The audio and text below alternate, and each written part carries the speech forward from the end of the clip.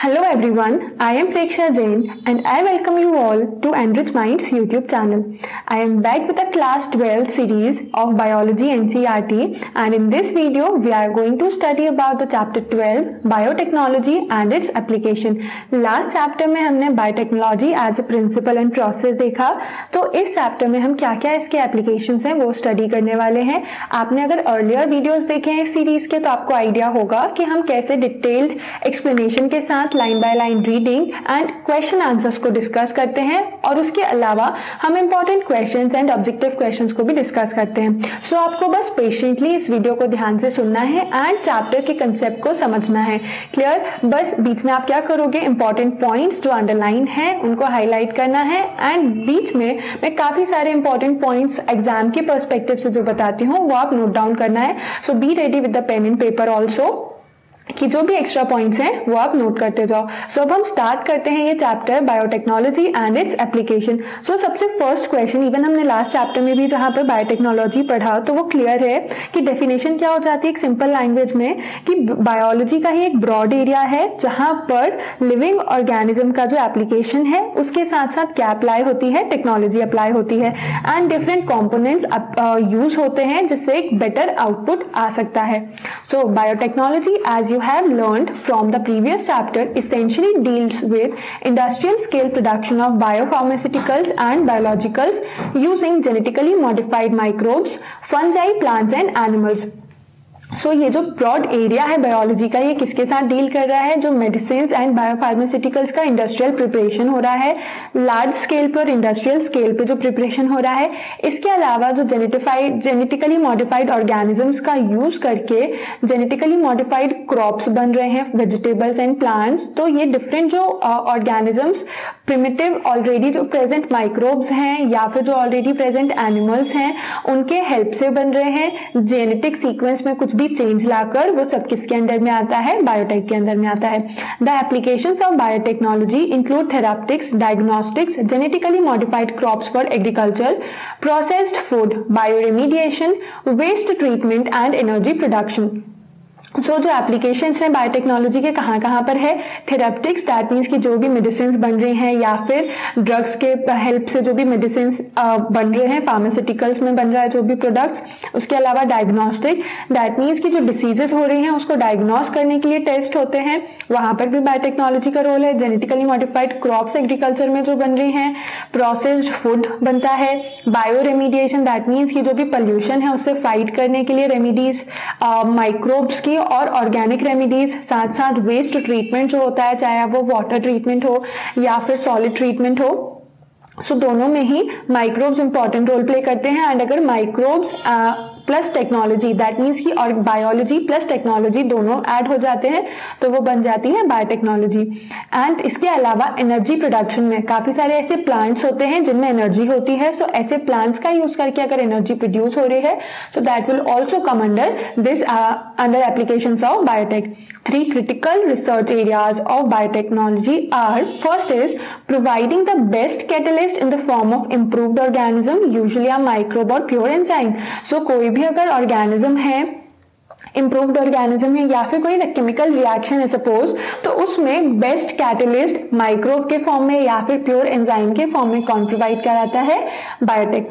Second is creating optimal condition through engineering for a catalyst to act. And उसके अलावा अब catalyst तो introduce करा दिया है बट वो कैटलिस्ट कैसे कंडीशंस में वर्क करेगा तो वो कंडीशन इंजीनियरिंग के थ्रू क्रिएट करना. Third is downstream processing technologies to purify the protein organic compound. Then जो हमने लास्ट चैप्टर में भी अगर आपको याद हो 11th चैप्टर में आपने पढ़ा है तो वहां पर हमने डाउनस्ट्रीम प्रोसेसिंग की बात की थी कि डाउनस्ट्रीम प्रोसेसिंग में क्या होता है कि जो आउटपुट प्रोडक्ट है वो पूरा बन के आता है, प्रोसेस होके आता है.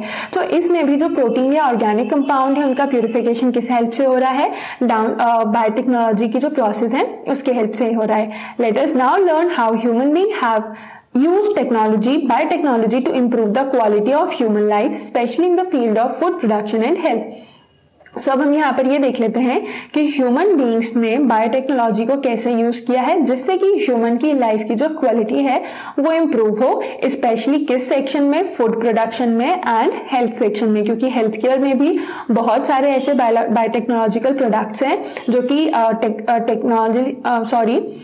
टेक्निक्स के इंट्रोड्यूस होने से उनमें बेटर हुए हैं एंड ओवरऑल डेवलपमेंट भी हुआ है। उस वजह से काफ़ी सारे डिसीजेस का डायग्नोसिस पॉसिबल नहीं था, but because of the introduction of this biotechnology वो भी पॉसिबल हुआ। क्लियर। सो अभी हम फर्स्ट यहाँ पर टॉपिक में देखते हैं biotechnological application in agriculture. Agriculture में कहाँ पर बेनिफिशियल है। Let us take a look at the 3 options that can be thought for increasing food production. तो 3 ऑप्शन कैसे फूड प्रोडक्शन जो है वो इंक्रीज हो सकता है। तो first is agrochemical based agriculture. So agriculture में केमिकल बेस्ड होता है, मीन्स कि ईल्ड इंक्रीज करने के लिए केमिकल्स का यूज किया जा रहा है, फर्टिलाइजर्स का। देन उसके बाद अगर कोई भी इंसेक्ट या पेस्ट होते हैं उससे ठीक करने के लिए जो कि क्रॉप को डिस्ट्रॉय कर सकते हैं। ठीक है, तो यहाँ पर क्या है, एग्रीकल्चर में केमिकल का यूज किया जा रहा है। सेकेंड टाइप इसमें आता है ऑर्गेनिक एग्रीकल्चर। दैट मीन्स कि इवन इंक्रीज ईल्ड को इंक्रीज करना हो, चाहे पेस्ट और इंसेक्ट को किल करना हो, दोनों के लिए ही क्या यूज हो रहा है, ऑर्गेनिक कंपाउंड्स यूज हो रहा है, कंपोस्ट और मैन्योर। तो इसलिए ये क्या आ जाता है, ऑर्गेनिक एग्रीकल्चर। एंड थर्ड होता है genetically engineered crop based agriculture. And third जो इस चैप्टर में हमें पढ़ना है, तो वहां पर क्रॉप जो है उसको क्या किया, जेनेटिकली बनाया हुआ है। That means by mixing the 2 kinds of और 2 varieties of crop the new crop is formed. तो वो किसमें आ जाता है, जेनेटिकली मॉडिफाइड और engineered. The green revolution succeeded in tripling the food supply, but yet it was not enough to feed the growing population. Increase yield have partly been due to the use of improved crop varieties, but mainly due to the use of better management practice and use of agrochemicals, fertilizers and pesticides. So green revolution जब introduce हुआ तो उसमें succeed तो हो गया वो, and उसकी वजह से ही फूड सप्लाई जो थी वो भी इंक्रीज हो गई, इवन 3 टाइम्स इंक्रीज हुई। बट वो फिर भी सफिशिएंट नहीं था, जो ग्रोइंग पॉपुलेशन, ह्यूमन पॉपुलेशन थी उसको फीड करने के लिए वो भी सफिशिएंट नहीं था। सो इंक्रीज जो ईल्ड थी ना वो किस वजह से पॉसिबल थी, क्योंकि इम्प्रूव्ड क्रॉप वेराइटी है। मतलब ग्रीन रिवॉल्यूशन में क्या था, इम्प्रूव्ड क्रॉप वेराइटी का यूज करना, केमिकल एंड फर्टिलाइजर्स का यूज करना। जो सेम वैसे जो फूड डिमांड्स और फूड सप्लाई में एनहांसमेंट हुआ, इंक्रीज हुआ, was because of the improved crop variety, but mainly due to the better use of better management practices and use of agrochemicals. So crop जो थी वो improved variety की तो थी, साथ साथ जो management practice थी crop को management करने की, and इसके अलावा जो chemical fertilizers use हो रहे थे, उन दोनों चीजों का भी बहुत contribution है in the success of green revolution. However, for farmers in the developing world, agrochemicals are often too expensive, and further increase in the yield with existing varieties are not possible using conventional breeding. तो जो farmers होते हैं ना developing world में, उनके लिए even agrochemicals भी बहुत एक्सपेंसिव है, क्योंकि जो नॉर्मल फार्मर्स हैं वो बहुत ही कम इकोनॉमी होती है, उनकी इनकम होती है। दैट इज वाई बहुत एक्सेस प्रोडक्ट जो यूज कर रहे हैं, कॉम्प्लीमेंट्री प्रोडक्ट्स और सप्लीमेंट्री जो देना पड़ता है कंटेंट्स, वो सब क्या हो जाता है उनके लिए एक्सपेंसिव होता है। एंड उसके साथ साथ अब एग्रोकेमिकल्स जो है वो एक्सपेंसिव तो हो सकते हैं, बट वो क्या इंक्रीज करते हैं, ईल्ड इंक्रीज करते हैं। एंड जब एग्जिस्टिंग वेराइटीज ऑलरेडी जो है ग्रो हो रही हैं, उनमें ये कन्वेंशनल ब्रीडिंग करना फिर पॉसिबल नहीं होता। Is there any alternative path that our understanding of genetics can show that farmers may obtain maximum yield from their field? तो farmers जो हैं वो अपनी फील्ड से maximum yield कैसे obtain कर सकते हैं? तो इसके लिए किस चीज की अंडरस्टैंडिंग चाहिए, हमें जेनेटिक्स की अंडरस्टैंडिंग होना चाहिए। तो जेनेटिक्स की अंडरस्टैंडिंग के अकॉर्डिंग क्या होता है, जो अल्टरनेटिव पाथ है जो ऑलरेडी अवेलेबल फील्ड है वहां पर ईल्ड इंक्रीज करने का, तो वो क्या है, जो जेनेटिकली मॉडिफाइड क्रॉप है उसका यूज करो। इन केस अगर उस क्रॉप में ऐसे माइक्रोब्स हैं जो कि क्रॉप को हार्म कर सकते हैं, सो कोई ऐसा प्रोडक्ट यूज करो जो कि वो माइक्रोब्स को किल कर दे। Not the chemical one but the organic one. Is there a way to minimise the use of fertilisers and chemicals so that their harmful effect on the environment are reduced? So कैसे किया जा सकता है, यहाँ पर जो farmers होते हैं, फर्टिलाइजर्स एंड केमिकल्स का यूज मिनिमाइज करना कैसे पॉसिबल है, क्योंकि फर्टिलाइजर्स एंड केमिकल्स जो है यू ऑलरेडी नो कि बहुत उनके हार्मफुल इफेक्ट होते हैं एनवायरमेंट पे। सो ये जो एनवायरमेंट पे हार्मफुल इफेक्ट है उसको रिड्यूस करने के लिए जो केमिकल्स एंड फर्टिलाइजर्स हैं उनको किस फॉर्म में यूज कर सकते हैं हम, तो इसके लिए क्या यूज हो सकता है, genetically modified manure and compost, जो ऑर्गेनिक मैन्योर और कंपोस्ट होता है, एंड साथ साथ जो सीड्स यूज होते हैं वो भी जेनेटिकली मॉडिफाइड क्रॉप के हों। एंड यहाँ से हम ना जेनेटिकली मॉडिफाइड क्रॉप को GMC शॉर्ट ले लेते हैं क्योंकि काफी सारी जगह पर आएगा। एंड उसके अलावा जेनेटिकली मॉडिफाइड ऑर्गेनिजम्स जो आएगा उसको GMO। क्लियर। सो जो GMC है वो एक पॉसिबल सोल्यूशन है। Plants, bacteria, fungi and animals whose genes have been altered by manipulation are called genetically modified organisms. So कोई भी अगर ऑर्गेनिज्म है उसमें जीन में मैनिपुलेशन हुआ है, जैसे कि कोई प्लांट है, बैक्टीरिया है, फंजाई है या एनिमल है, तो हर एक कैटेगरी का एनिमल उसमें सिर्फ अगर जेनेटिकली मॉडिफिकेशन हुआ है सो वो किस कैटेगरी में आएगा, GMO। मतलब वहां पर ऐसे नहीं करेंगे हम कि हमने एनिमल को GMO बोल दिया बट प्लांट्स को नहीं बोल रहे हैं, प्लांट्स को कुछ और बोल रहे हैं, बट हर एक क्या है, लिविंग ऑर्गेनिज्म है। दैट इज वाई सब चीजें ही जो रहेंगी वो जेनेटिकली मॉडिफाइड ऑर्गेनिज्म की कैटेगरी में आएंगी। तो यहाँ पर GM plants have been useful in many ways, genetic modification has. तो GM प्लांट्स हो चाहे GM ऑर्गेनिज्म हो, हर एक चीज बहुत यूजफुल है क्योंकि इसके थ्रू काफी सारे मॉडिफिकेशंस भी आए हैं। तो फर्स्ट मॉडिफिकेशन क्या हुआ है, it made crop more tolerant to abiotic stress, cold, drought, salt, heat. So GMO और GM के इंट्रोडक्शन से जो क्रॉप्स हैं वो टॉलरेंट हो गई हैं। टॉलरेंट किसके अगेंस्ट, कोल्ड कंडीशन है, बहुत ज्यादा कोल्ड है, या फिर ड्रॉट सूखा पड़ गया, सॉल्ट कंसंट्रेशन हाई हो रहा है सॉइल में, या फिर हीट पड़ रही है, तो ऐसे कंडीशन में अबायोटिक स्ट्रेस को टॉलरेट करने के लिए क्रॉप जो है वो रेडी हो गई है। Second is reduced reliance on chemical pesticide, pest resistant crop. तो पेस्ट रेजिस्टेंट क्रॉप जो है ना वो उसकी हेल्प से क्या हुआ, क्रॉप ऑलरेडी जो प्रेजेंट थी वो उसका जो रिलायंस था किसके ऊपर, केमिकल पेस्टिसाइड पे, वो रिड्यूस हो गया है क्योंकि पेस्ट रेजिस्टेंट क्रॉप बनाने के लिए क्या किया, उसको जेनेटिकली मॉडिफाइड कर दिया। That is why chemical pesticide का यूज ऑटोमेटिकली कम हो गया। Third is help to reduced post harvest loss. तो पोस्ट हार्वेस्ट लॉस में क्या होता है कि थोड़ा बहुत जो क्रॉप एंड कल्टिवेशन हुआ है वो लॉस अगर हो रहा है by any means of waste तो वो भी रिड्यूस हुआ है by using this GMO। Increased efficiency of mineral usage by plants prevent early exhaustion of fertility of soil. So जो minerals plant जो होते हैं वो mineral का अगर usage करते हैं ना उसकी efficiency increase की है जिससे कि जो soil की fertility है वो नहीं होती है easily exhaust। Last आता है enhanced nutritional value of food, example golden rice, that is vitamin A enriched rice। So इसकी हेल्प से और क्या हुआ है, जो food है उसमें nutritional value में enhancement आया है। इसका एग्जाम्पल है golden rice and vitamin A. जो गोल्डन राइस है वो विटामिन ए एनरिच्ड राइस होता है जिसमें बीटा कैरोटीन प्रेजेंट होता है, that is a precursor of vitamin A. In addition to these uses GM has been used to create tailor made plant to supply alternative source to industries in the form of starches, fuels and pharmaceuticals. इसके अलावा जो GM है वो और क्या use कर रहे हैं, टेलर मेड प्लांट्स जो होते हैं वो बनाने के वो क्रिएट करते हैं। ये किस लिए कर रहे हैं, जिससे कि जो रिसोर्सेज है इंडस्ट्री के to supply alternative resources to the industries, जिससे इंडस्ट्री में अल्टरनेटिव रिसोर्सेज आए स्टार्च के फॉर्म में, फ्यूल्स के फॉर्म में एंड फार्मास्यूटिकल्स के फॉर्म में। क्योंकि मेन प्रोडक्ट ऑब्टेन होने के बाद प्लांट के जो बाय प्रोडक्ट्स बनते हैं अगर वो भी कहीं यूज में आ रहे हैं तो उससे और क्या होगा, बेनिफिट ही होगा। तो स्टार्च बनाने, फ्यूल बनाने या फिर फार्मास्यूटिकल्स में इनका सप्लाई होता है। Some of the applications of biotechnology is in agriculture that you will study in detail are the production of pest resistant plant which could decrease the amount of pesticide used।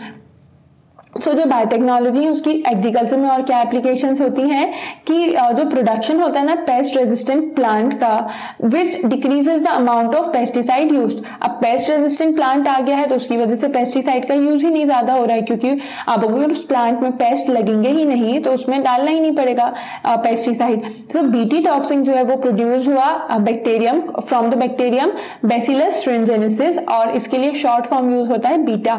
BT toxin gene has been cloned from the bacteria and been expressed in plant to provide resistance to insect without the need for insecticide, in effect created a biopesticide।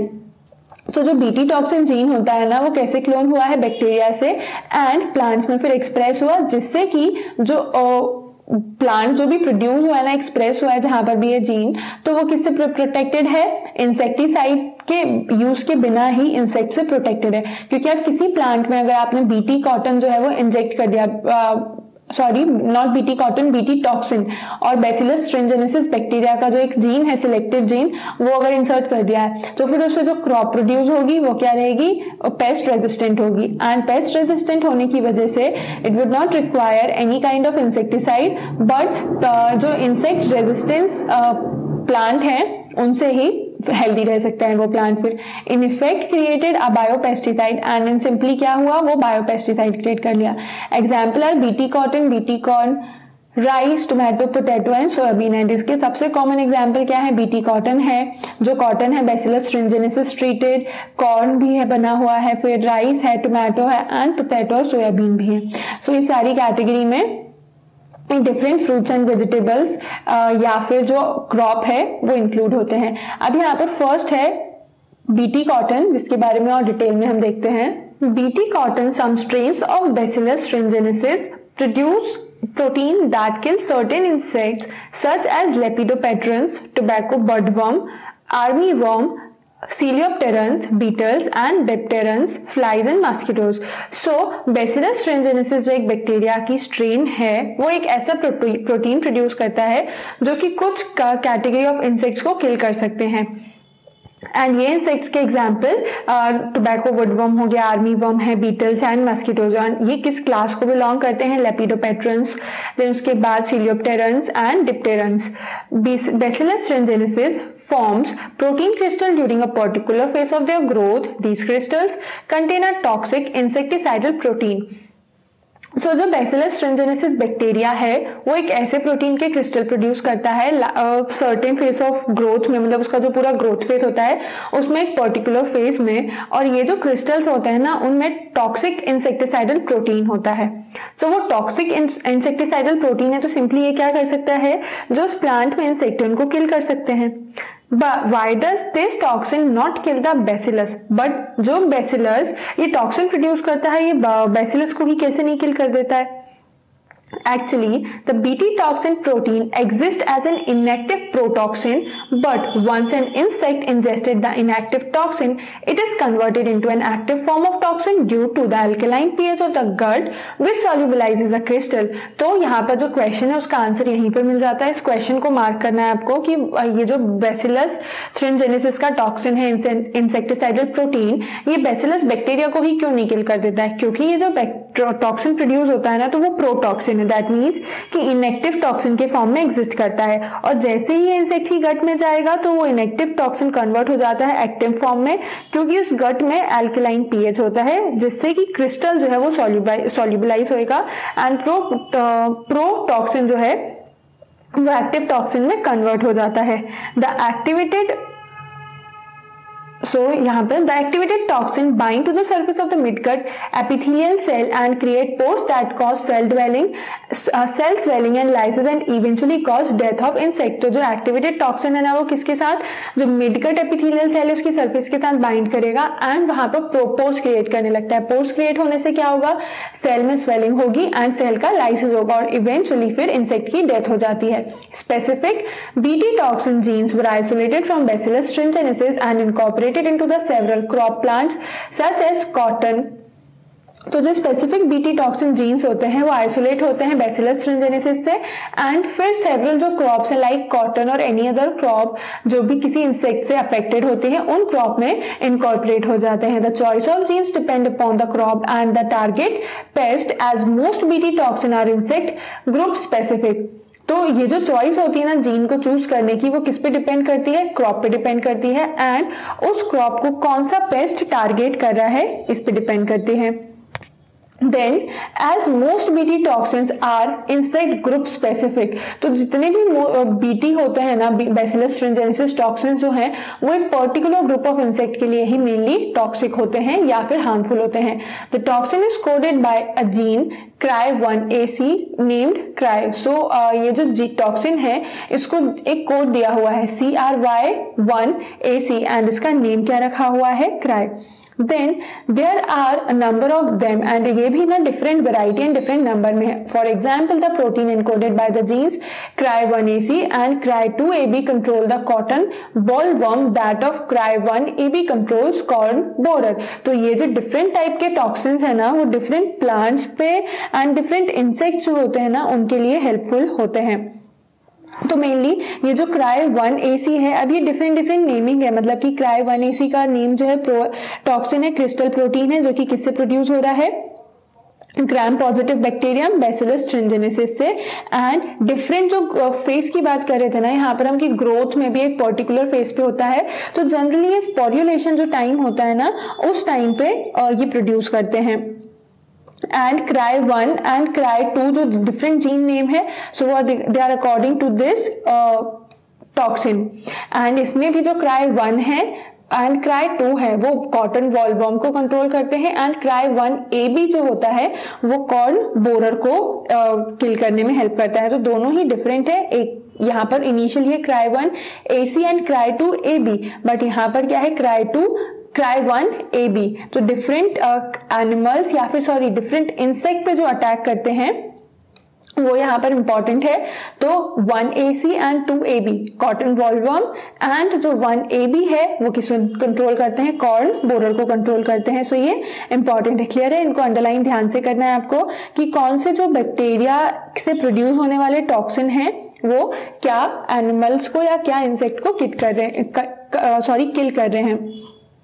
And mainly ये जो cry word है ना तो use हो जाता है कि cotton expressing single and dual toxin, जो 1AC and 1AC plus 2AB ये दोनों जो है ना तो ये प्रीडेटर है एक क्राइसोपर्ला ज़्वास्टोरी सेलिनी। तो ये जो क्राई वर्ड आया है ये कहाँ से आया है, क्राइसोपर्ला से ही ओरिजिनेट हुआ है, क्लियर है। तो ये इतना डिटेल में तो नहीं आएगा, बट मेन इंपॉर्टेंट क्या है कि cry1 जो है वो कहाँ पर यूज हो रहा है, cry2 जो है वो कहाँ पर यूज हो रहा है, एंड cry1AC और cry1AB दोनों ही डिफरेंट है, तो ये चीज इंपॉर्टेंट है। And corn borer bollworm cotton bollworm दोनों के लिए डिफरेंट है, वो भी हमें याद रखना है। नाउ पेस्ट रेजिस्टेंट प्लांट, अब कुछ प्लांट ऐसे होते हैं जो पेस्ट रेजिस्टेंट है, दैट मीन्स कि उन्हें कोई इंसेक्ट जो है वो हार्म ही नहीं कर रहा है। तो ये कैसे पॉसिबल है, several nematode parasite, a wide variety of plant and animals including human beings, and nematode Melodygni incognita infects the root of tobacco plant and cause a great reduction in yield। so nematode parasite जो होते हैं ना वो भी बहुत सारे plants and animals को जिसमें कि human being भी included हैं उनको affect कर सकते हैं। एंड एक nematode का एग्जाम्पल दिया हुआ है Melodygni incognita जो कि क्या कर रहा है, it is affecting the root of tobacco plant, and फिर उसकी वजह से ही जो टोबैको की ईल्ड है उसमें ग्रेट डिस्ट्रक्शन कॉज कर रहा है। So a novel strategy was adopted to prevent this infestation which was based on the process of RNA interference RNAi। So एक नोबल स्ट्रेटेजी जो है वो अडॉप्ट हुई, उससे क्या हो रहा था, जो इन्फेस्टेशन था वो प्रिवेंट हुआ, एंड उस पे बेस्ड क्या था, एक प्रोसेस जो होती है RNA इंटरफेस RNAi। सो RNA इंटरफेरेंस की जो प्रोसेस है उसमें ये प्रोसीजर इन्फेस्टेशन का था वो चल रहा था। RNAi takes place in all eukaryotic organisms as method of cellular defence, and RNAi जो प्रोसेस होती है ना उसमें ये जो पूरी प्रोसेस रहेगी यूकैरियोटिक ऑर्गेनिजम्स में होती है एंड वो कैसे यूज करते हैं, सेलुलर डिफेंस के फॉर्म में यूज करते हैं. This method involves silencing of a sequence, silencing of a specific mRNA due to complementary double stranded RNA molecule that binds to and prevent translation of the mRNA silencing. So जब ये जो method है ना, ये किस चीज के लिए इन्वॉल्व है, साइलेंसिंग ऑफ स्पेसिफिक mRNA, जो स्पेसिफिक mRNA की साइलेंसिंग पे. एंड ये क्यों होता है, जो कम्प्लीमेंट्री डबल स्ट्रैंडेड RNA है ना, उसकी वजह से, जो डबल स्ट्रैंडेड RNA का मॉलिक्यूल है, बिकॉज ऑफ दैट. एंड फिर जब ये दोनों बाइंड हो जाते हैं and then they prevent translation of mRNA और silencing. The source of this complementary RNA could be from an infection by viruses having RNA genomes or mobile genetic elements transpons that replicate via an RNA intermediate. So जब ये जो source होता है ना इन complementary RNA के, ये कैसे हो सकते हैं, from an infection by virus having RNA genome और मोबाइल हो सकते हैं, जो मोबाइल जेनेटिक एलिमेंट्स होते हैं और जिन्हें ट्रांसपोन्स भी बोला जाता है. So they replicate via the RNA intermediate, तो that is why they can also be useful here. Using agrobacterium vector nematode specific genes were introduced into the host plant, example in figure 12.2. So next page पर हम ये diagram देखेंगे कि जो agrobacterium vectors हैं या फिर जो नेमेटोड स्पेसिफिक जीन्स हैं वो इंट्रोड्यूस हो गए होस्ट प्लांट में. The introduction of DNA and such that it produce both sense and antisense RNA in the host cell. उसके बाद जो DNA है उसका जब इंट्रोडक्शन हो रहा है एंड जो DNA है वो क्या यहाँ पे ज़्यादा होता है, was such that it produce both senses and antisenses. तो DNA का इंट्रोडक्शन करने का रीज़न क्या है कि वो सेंस एंड एंटीसेंस दोनों ही प्रोवाइड करते हैं. RNA is the host what here RNA is the host cell, sorry, RNA जो होती है वो होस्ट सेल हो गई. These two RNAs being complementary to each other form a double stranded RNA that initiated RNAi and thus silenced the specific mRNA. उसके बाद जो introduction हुआ DNA का, वो उससे क्या हुआ, जो sense and anti sense RNA है होस्ट में इंट्रोड्यूस हुए एंड फिर ये जो दो RNA हैं जो कि एक दूसरे से क्या है, कॉम्प्लीमेंट्री हैं एंड उससे क्या फॉर्म होता है, डबल स्ट्रैंडेड RNA भी फॉर्म हो सकता है. सो इससे ही क्या हुई, RNAi की प्रोसेसिंग जो है वो इनिशिएट हुई एंड जो साइलेंट स्पेसिफिक mRNA थे ऑफ द नेमेटोड, तो साइलेंट स्पेसिफिक mRNA किसका था, नेमेटोड का था. The consequence was that of the parasite could not survive in a transgenic host expressing specific transferring RNA. The transgenic plant therefore got itself protected from the parasite. तो जो consequences थे वो क्या रहे कि जो पैरासाइट था वो ज़्यादा टाइम के लिए सर्वाइव नहीं कर सकते थे ट्रांसजेनिक होस्ट में, इसीलिए जो स्पेसिफिक इंटरफेरिंग RNA है उनमें एक्सप्रेस होने लगे एंड जो ट्रांसजेनिक प्लांट थे they therefore got itself protected from the parasite. तो पैरासाइट इंट्रोड्यूस हुए जो कि इन प्लांट्स को ही हेल्प करते हैं, प्रोटेक्ट करते हैं. Then here is a figure of host plant get the generated double stranded RNA triggers protection against the nematode infestation. Root of typical control plant, ये जो है एक टिपिकल कंट्रोल प्लांट की रूट है. Transgenic plant root 5 days after deliberate infection of nematode but protected through the novel mechanism. So ये जो transgenic plant roots हैं and ये क्या हुआ, जो नेमेटोड का जब डेलिबरेटली इन्फेक्शन हुआ ना तो वहां पर ये मेडिसिन भी यूजफुल आई. उसके बाद आया था कि मेडिसिन के फील्ड में बायोटेक्नोलॉजी का क्या इन्फ्लुएंस है एंड क्या एप्लीकेशंस है. The recombinant DNA technological process have made immense impact in the area of health care by enabling mass production of safe and more effective therapeutic drugs. So recombinant DNA technology के introduction से क्या हुआ है ना कि जो health care sector है वहां पर बहुत चेंजेस आए हैं एंड ये चेंजेस कैसे आ पाए हैं, क्योंकि जो थेरेप्यूटिक ड्रग्स हैं वो उसका प्रोडक्शन और सेफ हो गया है एंड इफेक्टिव हो गया है. Further the recombinant therapeutics did not induce unwanted immunological response as is common in case of similar products isolated from non human sources. अब जो भी रिकम्बिनेंट थेरेप्यूटिक्स हैं वो अनवांटेड इम्यूनोलॉजिकल रिस्पॉन्सेज इंड्यूस नहीं करते हैं, क्योंकि ये बहुत कॉमन सा केस है कि जो सिमिलर प्रोडक्ट्स हैं वो नॉन ह्यूमन सोर्सेज से आइसोलेट हुए हैं। At present about 30 recombinant therapeutics have been approved for human use the world over. तो ओवरऑल वर्ल्ड में 30 रिकॉम्बिनेंट थेराप्टिक्स जो है अभी तक इंट्रोड्यूस हो चुके हैं कि लोग इसको यूज कर सके।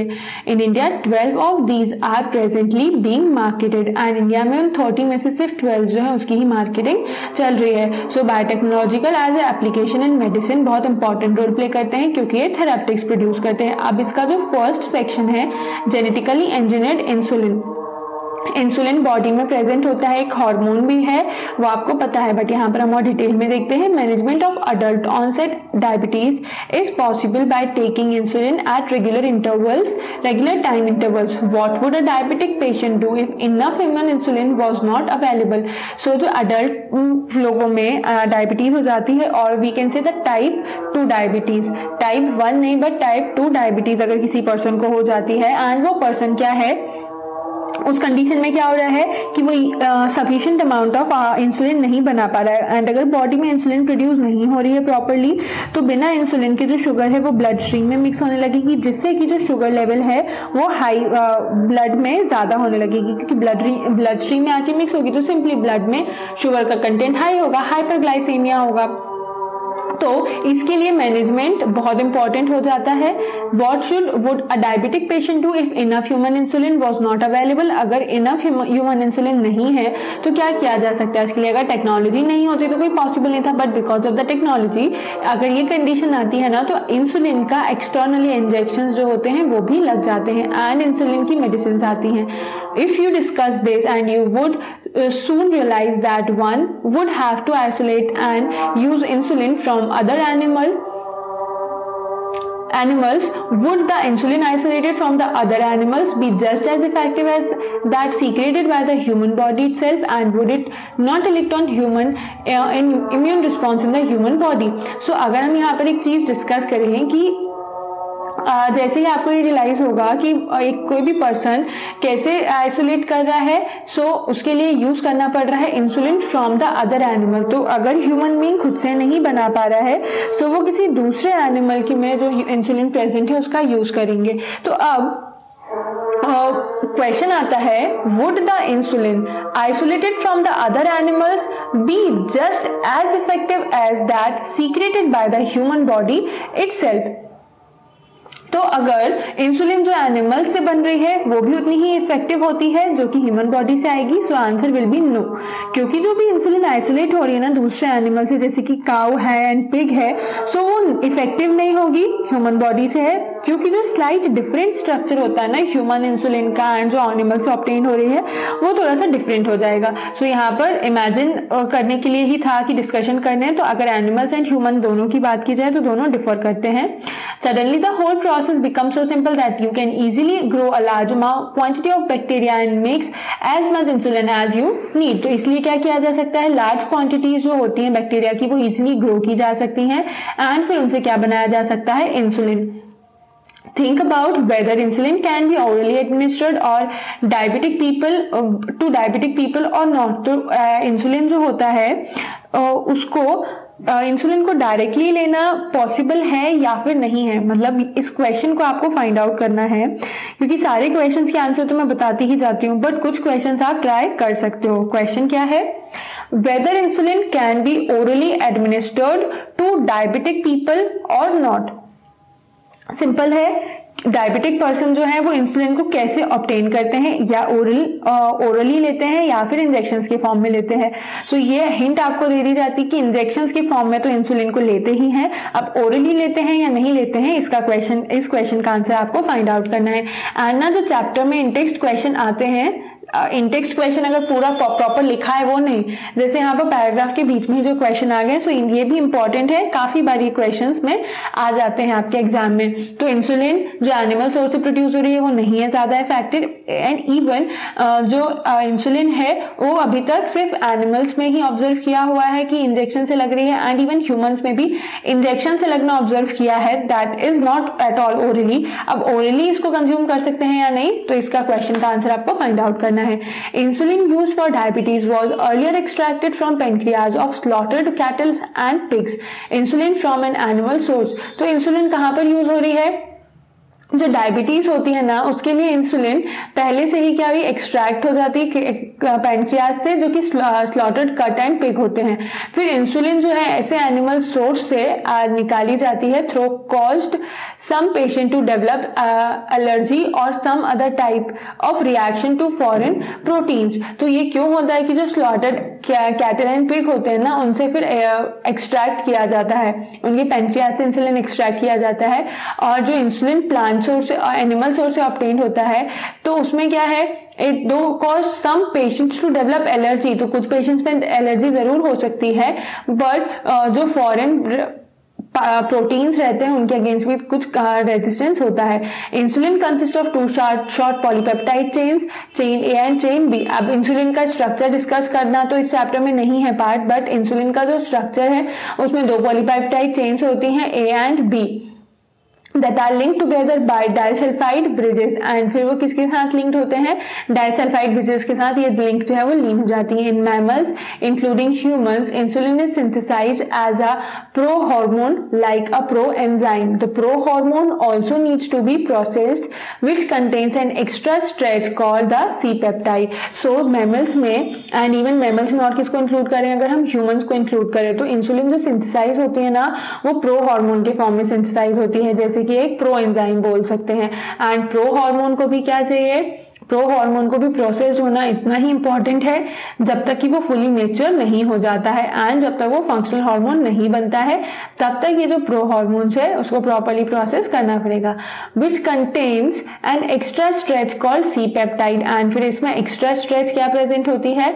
सी पेप्टाइड जो है वो प्रेजेंट होती है। The C peptide is not present in the mature insulin and is removed during the maturation into insulin. So ये जो सी पेप्टाइड है यहाँ पर प्रेजेंट है ना वो नेक्स्ट लाइन में ही दिया हुआ है कि सिर्फ ये मैच्योरेशन इंसुलेशन जब मैच्योर करते हैं उस टाइम पे प्रेजेंट रहती है क्या? C peptide, but not all the time और नॉट इन एवरी स्ट्रेच। तो एक्स्ट्रा स्ट्रेच है सी पेप्टाइड जो सर्टेन टाइम में, जबकि इंसुलिन कैसा रहेगा? मेच्योर फॉर्म में नहीं रहेगा एंड रिमूव हो जाती है कब? जैसे ही मैच्योरेशन होता है इंसुलिन में। The main challenge for production of insulin using rDNA technique was getting insulin assembled into a mature form. And उसके अलावा जो मेन चैलेंज होता है ना इंसुलिन के प्रोडक्शन का वो क्या आ जाता है कि आरडीएनए टेक्निक्स जो है that was getting insulin assembled into a mature form. So जो आरडीएनए टेक्निक्स हैं जिनकी हेल्प से क्या हुआ था, जो इंसुलिन था वो असेंबल हुआ मेच्योर फॉर्म में। इन 1983 इली lily an American company prepared into 2 DNA sequences corresponding to A and B chains of human insulin and introduced them in plasmids of E. coli to produce insulin chains. Chain A and B were produced separately, extracted and combined by creating disulfide bonds to form human insulin. जो क्या होता है ना कि rDNA जो techniques हैं insulin को लेने के लिए वो असेंबल तो ही है बट मेच्योर फॉर्म में है। बट एंड इसके लिए भी क्या है 1983 में एली लिली जो है that is an American company, उसने क्या प्रिपेयर किया? 2 DNA सीक्वेंस प्रोड्यूस करी जो कि करस्पॉन्डिंग थी ए एंड बी के ही। एंड जो सी थी ह्यूमन इंसुलिन में वहां पर क्या था? फिर इंट्रोड्यूस हुई प्लाज्मिड में ई कोलाई के एंड उससे क्या बना? इंसुलिन चेन्स जो है वो प्रोड्यूस हुई। एंड देन उसके बाद आता है कि जब chain A and chain B जो थे वो सेपरेटली प्रोड्यूस हुए तो एक्सट्रैक्ट एंड कंबाइन करने के लिए क्या रिक्वायरमेंट आई? Disulphide bond to form the human insulin. Clear? Now the next topic comes is gene therapy. तो अब हम ये देख रहे थे कि यहाँ जेनेटिकली इंजीनियर्ड इंसुलिन जो है उससे भी क्या हो सकता है कि शुगर लेवल इजीली डिक्रीज हो सकता है if the person is suffering from type 2 diabetes. तो उस कंडीशन में इंसुलिन की हेल्प से इंसुलिन के इंजेक्शन से ठीक हो सकता है, बट उसके लिए भी क्या चाहिए? प्रॉपर डायग्नोसिस होना चाहिए, वो भी बायोटेक्नोलॉजी का एप्लीकेशन है। प्रॉपर डायग्नोसिस के बाद प्रॉपर जो ट्रीटमेंट है with the help of any kind of micro वो प्रोवाइड टाइमली कर देना चाहिए। देन नेक्स्ट टॉपिक इसी में इंक्लूड है जीन थेरेपी। तो जीन थेरेपी में भी क्या है? अलग अलग स्टेजेस होती हैं। If a person is born with a hereditary disease can a corrective therapy be taken for such a disease. So अगर किसी पर्सन को कोई हेरिडिटरी डिसीज है तो उसके लिए करेक्शन पॉसिबल है क्या? सो करेक्शन तो पॉसिबल है बट एंड वो करेक्शन क्या है? Gene therapy. Gene therapy is an attempt to do this. तो इसके लिए कौन सा अटेम्प्ट पॉसिबल है? जीन थेरेपी पॉसिबल हो सकता है। It is a collection of methods that allows correction of gene defect that has been diagnosed in a child embryo और चाइल्ड और एम्ब्रियो। सो जो जीन थेरेपी होती है ना वो एक मेथड्स का कलेक्शन है जिसमें कि अगर किसी भी चाइल्ड और एम्ब्रियो में डिफेक्ट्स होते हैं तो उनको ठीक किया जा सकता है। Here genes are inserted into a person's cell and tissues to treat a disease.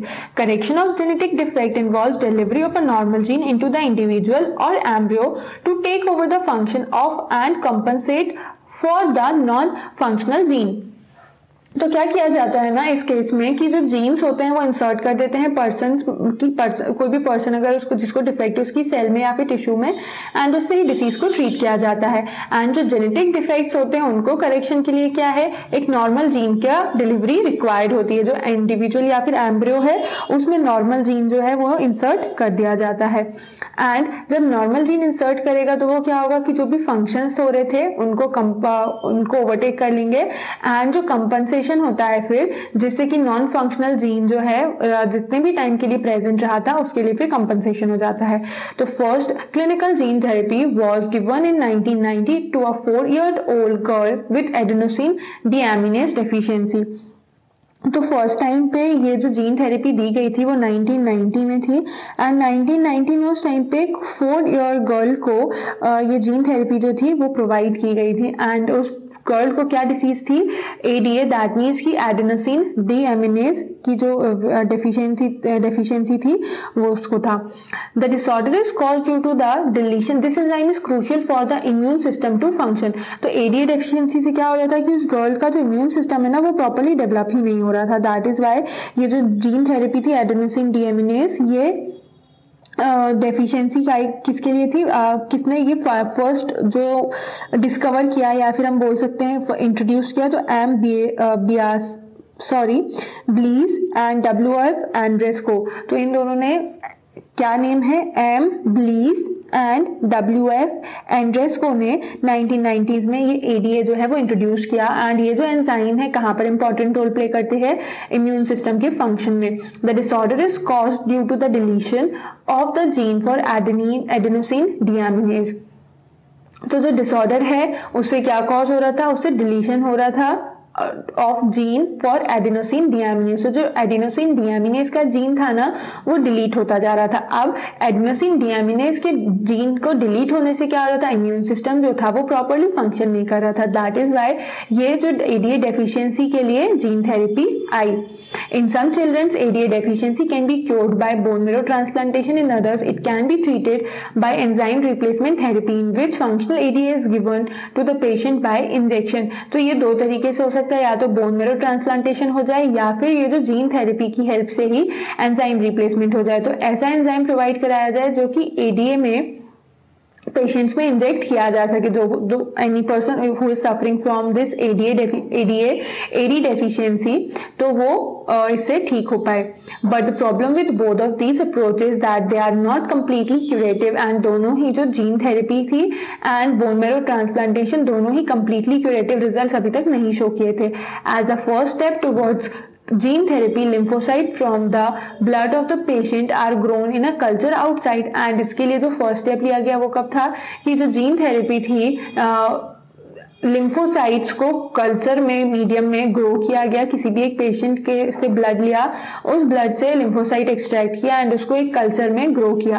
A functional ADA और cDNA causing a retroviral vector is then introduced into these lymphocytes which are subsequently returned to the patient. So जो functional ADA है and cDNA होते हैं adenosine deaminase and cDNA जो होते हैं circular DNA, ये क्या यूज करते हैं? रेट्रोवायरल वेक्टर यूज करते हैं एंड फिर वो क्या होता है कि इंट्रोड्यूस हो जाता है लिम्फोसाइट्स में which are subsequently return to the patients. तो ये क्यों हो रहा है कि जो फंक्शनल एडीए एंड सीडीएनए है वो इंट्रोड्यूस तो हो गया लिम्फोसाइट्स में, एंड वो सब्सिक्वेंटली कहाँ आते हैं, रिटर्न होके पेशेंट्स में ही. However as these cells are not immortal, the patients require periodic infusion of such generally engineered lymphocytes. However, if the gene isolate from marrow cell producing AD is introduced into the cells at early embryonic stage, it could be permanent cure. तो अगर क्या हो रहा है कि जब ADA की deficiency हो रही है, CDNA नहीं है, तो रेट्रोवायरल वेक्टर का यूज हो रहा है, एंड फिर वो जो यूज होता है ना, उससे क्या हुआ कि जो लिम्फोसाइट्स हैं वो इंट्रोड्यूस हो गए, एंड जो कि सब्सिक्वेंटली रिटर्न हो गए कहाँ पर, पेशेंट तक. अब जो सेल्स होते हैं वो कैसे हैं, इमोर्टल है. जो सेल्स इमोर्टल है, इसीलिए जो पेशेंट्स हैं उनको पीरियोडिक इन्फ्यूजन की रिक्वायरमेंट होती है. बट मोस्टली जो सेल्स मेरो सेल्स होते हैं ना, वो क्या प्रोड्यूस कर सकते हैं, एडीए प्रोड्यूस कर सकते हैं, एंड जब इसको इंट्रोड्यूस किया जाएगा सेल में तब, and at early embryonic stage it could be a permanent cure. And early embryonic stage में एडीए को ही जो सब्स्टिट्यूट किया जा रहा है वो एक परमानेंट चेंज जो है वो हो सकता है. थर्ड आता है मॉलिक्यूलर डायग्नोसिस में. तो जो जीन थेरेपी है अब मॉलिक्यूलर डायग्नोसिस में भी हेल्प कर रहे हैं, या फिर हम बोल सकते हैं बायोटेक्नोलॉजी जो है वो मॉलिक्यूलर डायग्नोसिस में भी बायोटेक्नोलॉजी जो है वो मॉलिक्यूलर डायग्नोसिस में भी डिस्कशन यहाँ पर हमें करना है. एंड ये किसके अंडर में आ रहा है, जो application of biotechnology in medicine. तो मॉलिक्यूलर डायग्नोसिस में भी क्या है कि काफी सारी जो डिसीजेज अभी एट प्रेजेंट होते हैं उनके लिए डिफरेंट ऑटोमेटेड मशीन्स जो हैं वो प्रेजेंट होती हैं. You know that for effective treatment of disease भी डिजास्टर ही है, बट यहाँ पर disease version. For the treatment of disease early diagnosis and understanding its pathophysiology is very important using conventional method of diagnosis, serum and urine analysis etcetera. Early detection is not possible. So जैसे आपको पता है कि जो effective treatment होता है ना किसी भी डिसीज का, उसमें अर्ली डायग्नोसिस एंड जो पैथोलॉजी उसको समझना थोड़ा सा डिफिकल्ट हो जाता है, एंड बट ये इंपॉर्टेंट है. एंड इसके लिए क्या किया जा सकता है, जो कन्वेंशनल मेथड्स होती हैं डायग्नोसिस की वो यूज की जाए. सीरम एंड यूरिन एनालिसिस जो होता है वो हो सकता पॉसिबल है. Early detection is not possible, but इस केस में जो अर्ली डिटेक्शन है वो पॉसिबल नहीं होता है. After certain period of time उसके बाद ही जो है डिटेक्शन हो सकता है.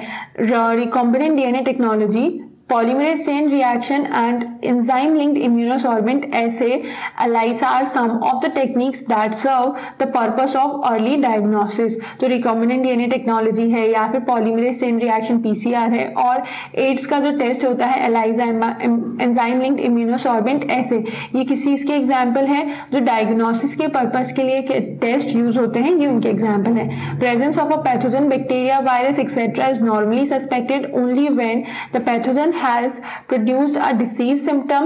तो जो पैथोजन की प्रेजेंस होती है जैसे कि बैक्टीरिया है या वायरस है वो नॉर्मली सस्पेक्ट हो रही है, जबकि जो पैथोजन है उनने क्या प्रोड्यूस किया, डिसीज सिम्टम्स प्रोड्यूस किए. By this time the concentration of pathogen is already very high in the body, however very low concentration of the bacteria और virus at the time when the symptoms of disease are not yet visible can be detected by amplification of their nucleic acid by PCR.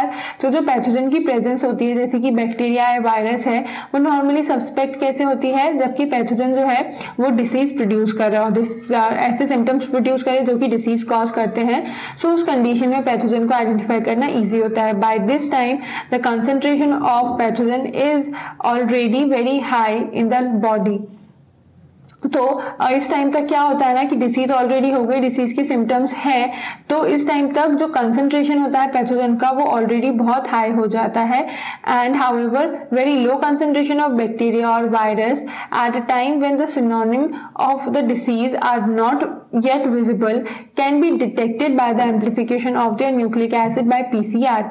तो क्या होता है यहाँ पे कि जो low concentration होगा अगर बैक्टीरिया या फिर वायरस का, तो कई टाइम पे जो सिम्टम्स होते हैं ना डिसीज के वो विजिबल नहीं होते हैं. तो उसके लिए क्या किया जा सकता है कि by deleting the amplification of their nucleic acid by PCR. तो amplification की जो प्रोसेस है उसको ही डिलीट कर दी जाए PCR से. तो अभी यहाँ पर इस क्वेश्चन को अंडरलाइन करो, हम फर्दर इसको डिस्कस करेंगे. बट यहाँ पर अभी पहले जो क्वेश्चन है वो ये है कि जो अब डिटेक्ट हो जाता है सारे चीज़ें, तो जो एम्प्लीफिकेशन है न्यूक्लिक एसिड का वो कर सकते हैं by the help of PCR. Can you explain how PCR can detect very low amount of DNA? तो पीसीआर में क्या होता है ना कि डीएनए का बहुत कम अमाउंट जाके भी रिजल्ट आ जाते हैं, इसीलिए क्वेश्चन आता है कि how PCR can detect very low amount of DNA.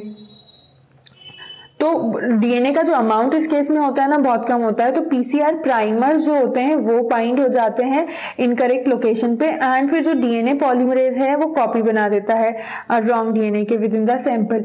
And फिर इससे क्या होगा जो too low of annealing temperature जो है, या फिर पुअरली डिजाइंड पीसीआर प्राइमर्स हैं जो कि कॉम्प्लीमेंट्री हैं, या फिर रिपीटेटिव डीएनए है विद इन द जीनोम, उनमें जो है वो चेंजेस आता है। एंड इसीलिए जो पीसीआर है वो बहुत ही कम अमाउंट में भी कैलकुलेट किया जा सकता है, सिंपली क्योंकि कॉपीज बनाना है एंड जो रॉन्ग डीएनए है विद इन द सैंपल और उसको ऑब्जर्व करना है। एंड इसके अलावा जो एनीलिंग टेम्परेचर होता है या फिर जो एनीलिंग टेम्परेचर को लो करने की प्रोसेस है, that is valid in case of molecular diagnosis, because वहां पर किसी भी चीज का whether it is about disease और एनीथिंग डायग्नोसिस हो रहा है, सो इस केस में आ जाता है। PCR is now routinely used to detect HIV in suspected AIDS patient। तो इसका यूज जो है PCR का सबसे ज्यादा कहाँ, पॉलीमरेज चेन रिएक्शन जो थर्मल साइक्लर में होती है, सबसे ज्यादा यूज आता है एड्स पेशेंट में, क्योंकि एड्स पेशेंट जो होते हैं ना वो दे आर जनरली पीसीआर जो है एचआईवी के लिए तो यूज होता ही है सस्पेंडेड एड्स पेशेंट में, बट इसके अलावा there are several other diseases जहां पर भी पीसीआर कंपल्सरी होता है for the testing. It is being used to detect mutation in gene in suspended cancer patient too. It is powerful technique to identify many other genetic disorders. तो PCR क्या है, routine है, कहाँ पर use हो रही है, एड्स को फाइंड आउट करने के लिए with the help of HIV presence of the HIV virus. And उसके अलावा ये भी बोलते हैं कि वो म्यूटेशन डिटेक्ट करेंगे जीन्स में एंड फिर सस्पेक्टेड जो कैंसर पेशेंट्स हैं वो फाइंड आउट हो सकते हैं। और ये किस चीज के लिए पावरफुल टूल होता है, जेनेटिक डिसऑर्डर्स के लिए। अ सिंगल स्ट्रैंडेड डीएनए और RNA tagged with a radioactive molecule probe is allowed to hybridise to its complementary DNA in a clone of cells followed by detection using autoradiography. So autoradiography का use करके ये जो DNA या RNA के strands होते हैं वो किसके साथ टैग हो जाते हैं, रेडियोएक्टिव मॉलिक्यूल के साथ, एंड देन फिर वो कॉम्प्लीमेंट्री डीएनए में हाइब्रिडाइज होते हैं। एंड वो ये प्रोसेस जो कंप्लीट हो रही है कहाँ हो रही है, किसी एक क्लोन सेल्स में होती है। तो इवन यहाँ पर भी जो क्वेश्चन आता है कि can you explain how PCR can detect very low amount of DNA, so वहां पर वो क्या कर लेते हैं, एम्पलीफाई कर लेते हैं डीएनए का जो है उसको मल्टीपल कॉपीज बना लेते हैं, तो फिर डिटेक्शन इजी हो जाता है। The clone having the mutated gene with hence not appeared on the photographic film because the probe will not have complementarity with the mutated gene. तो जो क्लोन है जिसमें कि म्यूटेटेड जीन्स होते हैं वो अपीयर नहीं होगा फोटोग्राफिक फिल्म में, बिकॉज उसमें क्या आता है, जो प्रोब रहेगा ना उसमें कॉम्प्लीमेंट्रिटी नहीं रहेगी म्यूटेटेड जीन के साथ, दैट इज वाई वो अपीयर नहीं होगा। ELISA is based on the principle of antigen antibody interaction. Infection by pathogen can be detected by the presence of antigen, protein, glycoproteins, etc., or by detecting antibodies synthesized against the pathogen. सो ये जो PCR तो use होता ही है ads के patient में जो HIV को डिटेक्ट करने के लिए होता है, जो सस्पेक्टेड होते हैं, बट इसके अलावा एलाइजा भी एक टेक्निक है जो कि यूज होती है। एंड ये जो टेक्निक है एलाइजा, इसमें क्या होता है, antibody interaction, antibody antigen interaction test होता है। तो या तो वो एंटीबॉडी को डिटेक्ट करता है या फिर एंटीजन को डिटेक्ट करते हैं जनरली। एंड इसका फुल फॉर्म क्लियर है ना, एंजाइम लिंक्ड इम्यूनोसॉर्बेंट एसे। तो अब ये जो प्लेट बेस्ड टेस्ट होता है बेसिकली, एंड ये क्या करते हैं, या तो सॉल्युबल सब्सटेंस जो है दैट मीन्स की प्रोटीन्स, पेप्टाइड्स, एंटीबॉडीज या हार्मोन्स, इनको बेसिकली डिटेक्ट करते हैं। एंड इनके अदर नेम्स में और क्या आ जाता है, एंजाइम इम्यूनो एसे, जो एंजाइम लिंक्ड इम्यूनोसॉर्बेंट एसे है उसका एक और नेम आ जाता है इम्यूनो एसे, एंजाइम इम्यूनो एसे, तो जिसका फुल फॉर्म होता है क्या, EIA। अब यहाँ पर आप देखोगे इम्यूनोसॉर्बेंट और इम्यूनो दो वर्ड आ रहे हैं, तो ना immunosorbent is relating to or using a substrate consisting of a specific antibody or antigen chemically combined with an insoluble substance। दोनों ही केस में क्या है, अलग अलग चीज हो जाती है। इम्यूनोसॉर्बेंट के केस में सॉल्युबल सब्सटेंसेस का यूज किया जाता है ऑलरेडी नोन, एंड इम्यूनोएसिड में ऐसा नहीं होता है, सिर्फ एंजाइम जो यूज की जा रही है मे बी वो अननोन भी हो सकती है। तो एंजाइम लिंक्ड इम्यूनोसॉर्बेंट एक ऐसी टेक्निक है जो कि क्वांटिफाइंग सॉल्युबल सब्सटेंसेस होते हैं उनको डिटेक्ट कर रहे हैं। एंड अगर कोई भी एलाइजा टेस्ट जो होता है ना, उसमें एंटीजन क्या होगा, इमोबिलाइज हो जाएगा सॉलिड सरफेस पे, दैट मीन्स कि इनकॉर्पोरेट माइक्रोप्लेट में। एंड इमोबिलाइज का मतलब कि जो टारगेट मैक्रोमोलिक्यूल्स रहेगा एंटीजन, वो जाके सॉलिड सरफेस पे एम्बेडेड हो जाएगा। एंड जो कॉम्प्लेक्स किसके साथ होगा, फिर एंटीबॉडी के साथ, जो कि रिपोर्टर एंजाइम के साथ लिंक है। अब ये जो डिटेक्शन है वो अकम्प्लिश होने के बाद the detection would be accomplished by measuring the activity of the reporter enzyme. जो भी रिपोर्टर एंजाइम ऐड किया है उसकी एक्टिविटी के थ्रू ही आइडिया लगता है एलाइजा पॉजिटिव होगा या नेगेटिव होगा। एंड मोस्ट जो क्रूशियल एलिमेंट होता है एलाइजा का, वो highly specific antigen antibody interaction है, क्योंकि जब तक ये इंटरेक्शन नहीं होगा तब तक एलाइजा के रिजल्ट्स और आउटकम निकालना पॉसिबल ही नहीं होगा। एंड उसके ही हेल्प से ये जो डिफरेंट वेराइटीज अलावा डिफरेंट टाइप्स होते हैं, जो direct ELISA, indirect ELISA, sandwich ELISA, ये सारे होते हैं। एंड एलाइजा एक प्लेट बेस्ड टेस्ट होता है जहां पर एंटीजन एंटीबॉडी का इंटरेक्शन कराया जाता है, and on the basis of certain kind of result test जो है वो positive and negative result show करते हैं। एंड मेनली ये जो होता है एंटीजन की डिटेक्शन के लिए होता है, बट कुछ केसेस में एंटीबॉडीज भी यहाँ पर डिटेक्ट कर लेते हैं, क्योंकि एक स्पेसिफिक एंटीजन के प्रेजेंस में बॉडी कुछ स्पेसिफिक काइंड ऑफ एंटीबॉडीज जो है वो रिलीज करती हैं। तो अगर ये एंटीबॉडीज प्रेजेंट है तो फिर क्या हो सकता है, एंटीजन वहां पर आया है and that is Y antibody जो रिलीज हुई। क्लियर। उसके बाद टॉपिक आता है ट्रांसजेनिक एनिमल्स। अब ट्रांसजेनिक एनिमल से मतलब क्या है, जैसे हमने जेनेटिकली मॉडिफाइड ऑर्गेनिजम्स देखे ना, वैसे ही हो जाते हैं क्या ट्रांसजेनिक एनिमल्स। तो इनमें क्या रहेगा कि जो डीएनए रिकॉम्बिनेंट डीएनए है, दैट सिंपली मतलब अगर हम एक सिंपल लैंग्वेज में वन वर्ड में हमें बताना है तो क्या है, रिकॉम्बिनेंट डीएनए जहां पर भी है वो होते हैं ट्रांसजेनिक एनिमल्स।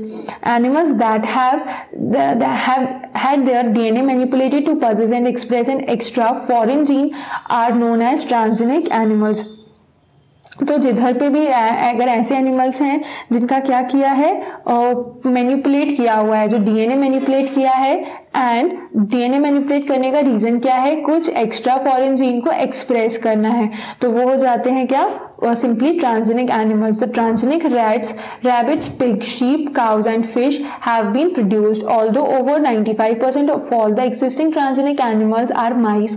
तो mostly जो transgenic animals है ना वो mice हैं, but still there are some transgenic rats also, जो कि जिनका amount कितना है 95। जितने भी existing transgenic animals है ना उनमें से 95% तो जो है वो mice ही हैं। Why are these animals being produced? तो ये animals क्यों produce हो रहे हैं, how can man benefit from such modifications. So ये एनिमल्स क्यों प्रोड्यूस हो रहे हैं एंड मेन को इससे क्या बेनिफिट मिल सकता है।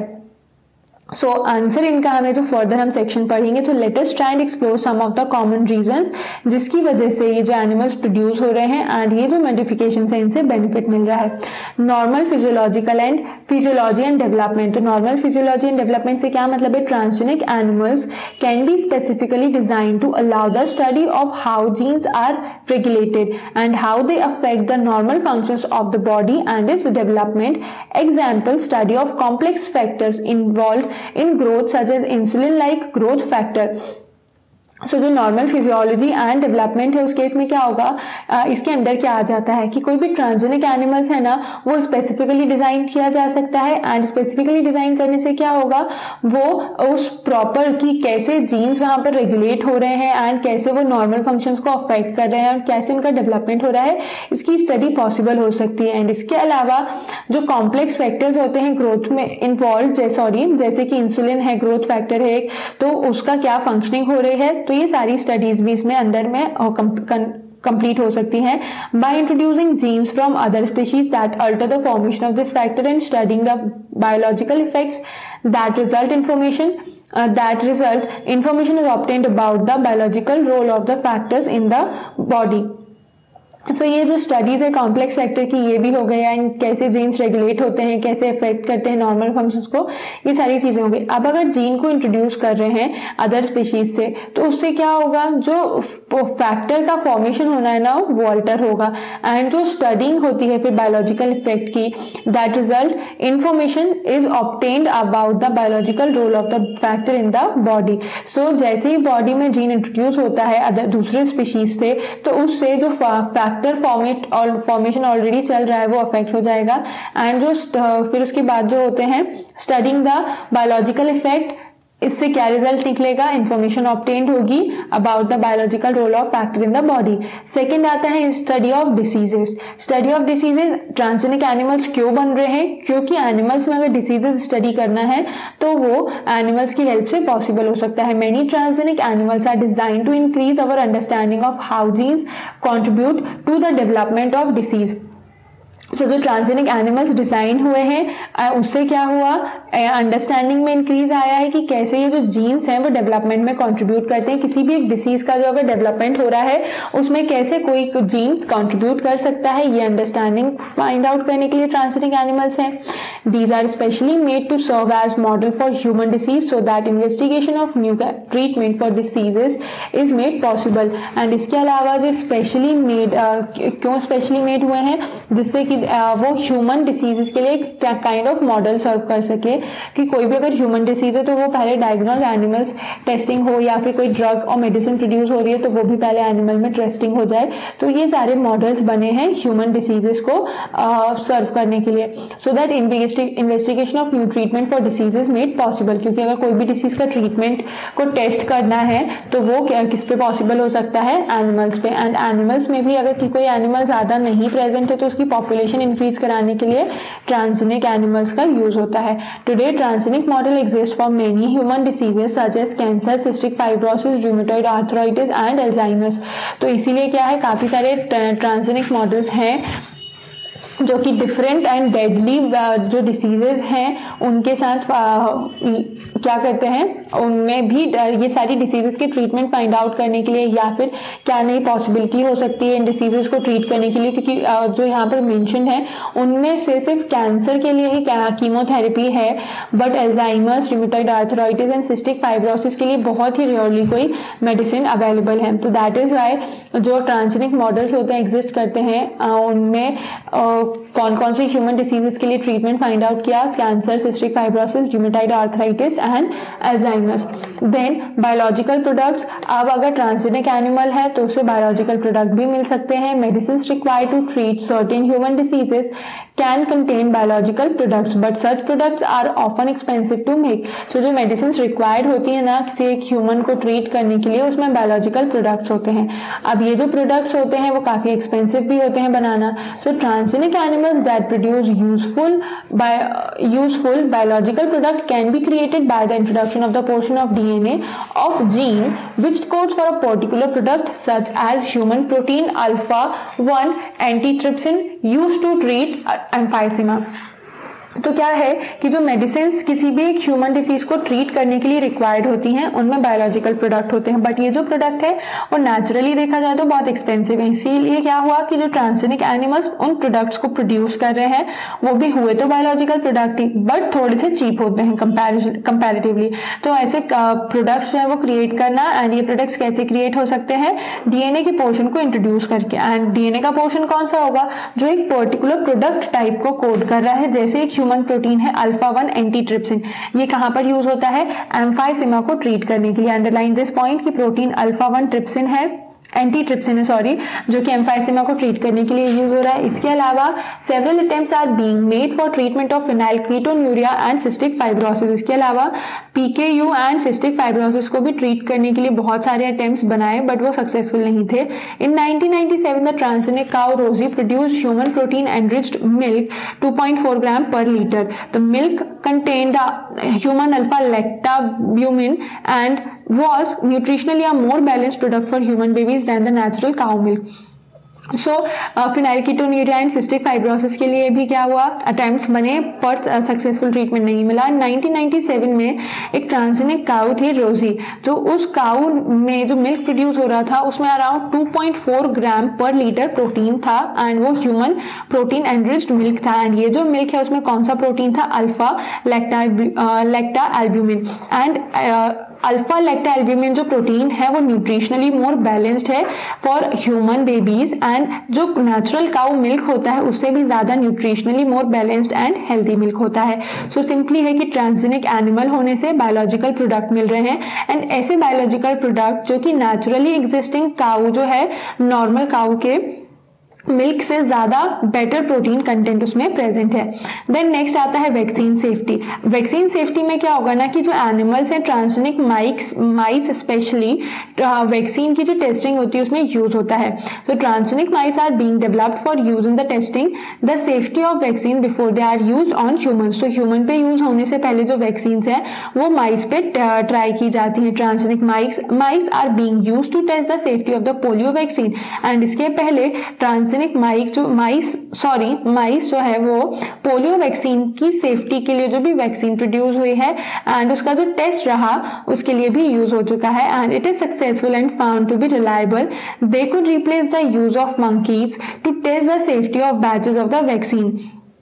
तो अगर सक्सेसफुल होते हैं या फिर रिलायबल होते हैं ना तो जो मंकीज का यूज है उसको रिप्लेस कर देते हैं एंड सेफ्टी मेजर्स की वजह से पहले मंकीज पे टेस्ट करते हैं वैक्सीन को, बट अगर रिलायबल है एंड उसमें फॉर्मुलेशन में कोई भी मिस्टेक नहीं है तो डायरेक्टली बैचेस के फॉर्म में ह्यूमंस पे भी टेस्ट किया जा सकता है।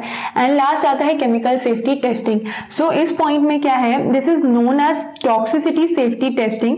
The procedure is the same as that used for testing toxicity of drugs.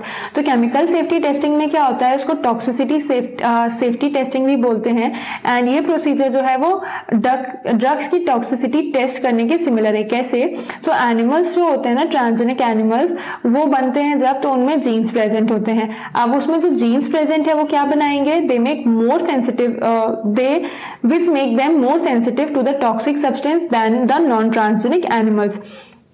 तो ट्रांसजेनिक एनिमल्स में कुछ ऐसे जीन्स होते हैं जिसके लिए वो टॉक्सिक सब्सटेंसेस के सामने ज्यादा सेंसिटिव हो जाते हैं as compare to the non transgenic animals. So they are then expose to the toxic substance and effects studies. तो फिर वो क्या करते हैं कि ये जो भी टॉक्सिक सब्सटेंसेज है उनको एक्सपोज कर देते हैं एंड फिर उसकी जो इफेक्ट्स की स्टडीज है वो की जाती है। Toxicity testing is such in such animals will allow us to obtain result in less time. So जो टॉक्सिसिटी टेस्टिंग होती है फिर ऐसे एनिमल्स में, उससे क्या होता है कम टाइम में बेटर रिजल्ट्स आ जाते हैं। तो सिंपली ट्रांसजेनिक एनिमल्स के मल्टीपल यूज हैं। अगर जो normal physiology and development overall check करना है तो वहां पर ट्रांसजेनिक एनिमल का हो सकता है। डिसीजेस की स्टडी करनी है तो उसमें ट्रांसजेनिक एनिमल्स का यूज करते हैं। बायोलॉजिकल प्रोडक्ट ऑब्टेन्ड होते हैं। वैक्सीन सेफ्टी की जो टेस्टिंग है that is observed on the transgenic mice or any other transgenic animal and then chemical safety and testing जो होती है उसमें भी डिफरेंट केमिकल्स के जो टॉक्सिसिटी लेवल है वो टेस्ट किए जाते हैं एंड अगर वो जीन्स में ऑलरेडी फेवरेबल जीन्स अगर प्रेजेंट है तो वहां पर क्या हो सकता है, वो हार्मफुल कंडीशन हो सकती है क्योंकि फेवरेबल जीन्स है तो वो टॉक्सिक होंगे एंड टॉक्सिक होंगे तो जब भी किसी ऑर्गेनिज्म में जाएंगे तो उनको भी हार्म क्रिएट कर सकते हैं। क्लियर। सो अब ट्रांसजेनिक एनिमल के बाद आता है next application, the ethical use. Ethical use में क्या है, the manipulation of living organisms by the human race can not go on any further without regulation. Some ethical standards are required to evaluate the morality of all human activities that might help or harm living organism. तो जो living organisms का manipulation कर रहा है ना human being and human population, तो वो इससे ज्यादा regulation के बिना नहीं जा सकता है। क्यों? क्योंकि कुछ ethical standards required होते हैं जिसकी वजह से human activity की जो morality है वो evaluate होती है। Because अगर चाहे कोई person, तो बायोटेक्नोलॉजी में इतने सारे एडवांसमेंट है कि उससे बहुत ज्यादा हार्म भी हो सकता है एंड बायोलॉजिकल वॉर है वो हो सकता है। बट ये जो यहाँ पर इस पर्टिकुलर टेक्निक्स को यूज करने के लिए काफी सारे एथिकल स्टैंडर्ड्स आ जाते हैं जिससे कि मोरालिटी जो है वो इवैल्यूएट की जाती है। Going beyond the morality of such issues, the biological significance of such things is also important. And अगर मोरालिटी इशूज के अलावा हम देखें तो जो बायोलॉजिकल सिग्निफिकेंस होता है ना वो भी बहुत इंपॉर्टेंट है। Genetic modification of organisms can have unpredictable results when such organisms are introduced into the ecosystem. So जो जेनेटिक मॉडिफिकेशन होगा ऑर्गेनिज्म का वो भी अनप्रिडिक्टेबल ही होता है इस केस में। एंड अनप्रिडिक्टेबल होने की वजह से जब ऑर्गेनिज्म जो इंट्रोड्यूस होते हैं ना इकोसिस्टम में तो वहां पर वो चेंजेस क्लियरली ऑब्जर्व कर पाते हैं। Therefore the Indian government has set up organizations such as GEAC, the Genetic Engineering Approval Committee, which will make decisions regarding the validity of GM research and the safety of introducing GM organisms for public services. सो इसलिए Indian government में एक organisation setup की जिसका name था genetic engineering approval committee. And ये जो committee थी ये क्या डिसीजंस लेती थी रिगार्डिंग द जीएम, जो जेनेटिकली मॉडिफाइड क्रॉप्स थी या उनसे रिलेटेड जो रिसर्च थी उसके रिगार्डिंग डिसीजंस लेते थे एंड उसके लिए क्या वैलिडिटी पॉसिबल है वो बताते थे। एंड जो सेफ्टी होती है जीएम ऑर्गेनिज्म या प्लांट्स को इंट्रोड्यूस करने की फॉर पब्लिक सर्विसेज वो भी सेफ्टी मेजर्स देखे जाते हैं। The modification usage of living organisms for public services as food and medicine sources, for example, has also created problem with patents granted for the same। तो जो modification हो रहा है या जो लिविंग ऑर्गेनिजम्स का पब्लिक सर्विसेज में usage है तो वो क्या हो जाता है कि अब वो फूड में भी है मेडिसिन में भी है, तो इससे काफी सारी प्रॉब्लम्स जो है वो क्रिएट हुई हैं पेटेंट को ग्रांट करने में। मतलब सेम चीजों के बारे में अगर ज्यादा इन्फॉर्मेशन है तो उसके लिए कोई एक पर्टिकुलर पर्सन पेटेंट नहीं ले सकता है, बिकॉज अगर ऐसा करते हैं तो उनके पास सर्टेन प्रूफ होने चाहिए कि this work is done by completely by you. तो अभी उसके बाद क्या है पेटेंट जो है वो मिलता है, जो पेटेंट काइंड ऑफ राइट होता है आईपीआर इंटेलेक्चुअल प्रॉपर्टी राइट में ही आ जाता है। सो ये तभी मिलता है कोई भी वर्क जब कंप्लीटली आपने किया हो एंड उसका जो सोल राइट है कि वो गलत है या सही है वो आपके पास ही आ रहा हो। तो ये जो जेनेटिक इंजीनियरिंग अप्रूवल कमेटी आई थी इसने डिसीजंस बनाए जीएम रिसर्च से रिलेटेड एंड जीएम ऑर्गेनिजम्स जो थे उनको इंट्रोड्यूस करने से रिलेटेड, उनकी सेफ्टी से रिलेटेड। एंड जो फिर मॉडिफिकेशन होता है लिविंग ऑर्गेनिज्म का पब्लिक सर्विसेज जैसे कि फूड एंड मेडिसिन सोर्सेज के लिए, तो वो भी क्या है पेटेंट्स ग्रांट करने के लिए प्रॉब्लम आ गई है।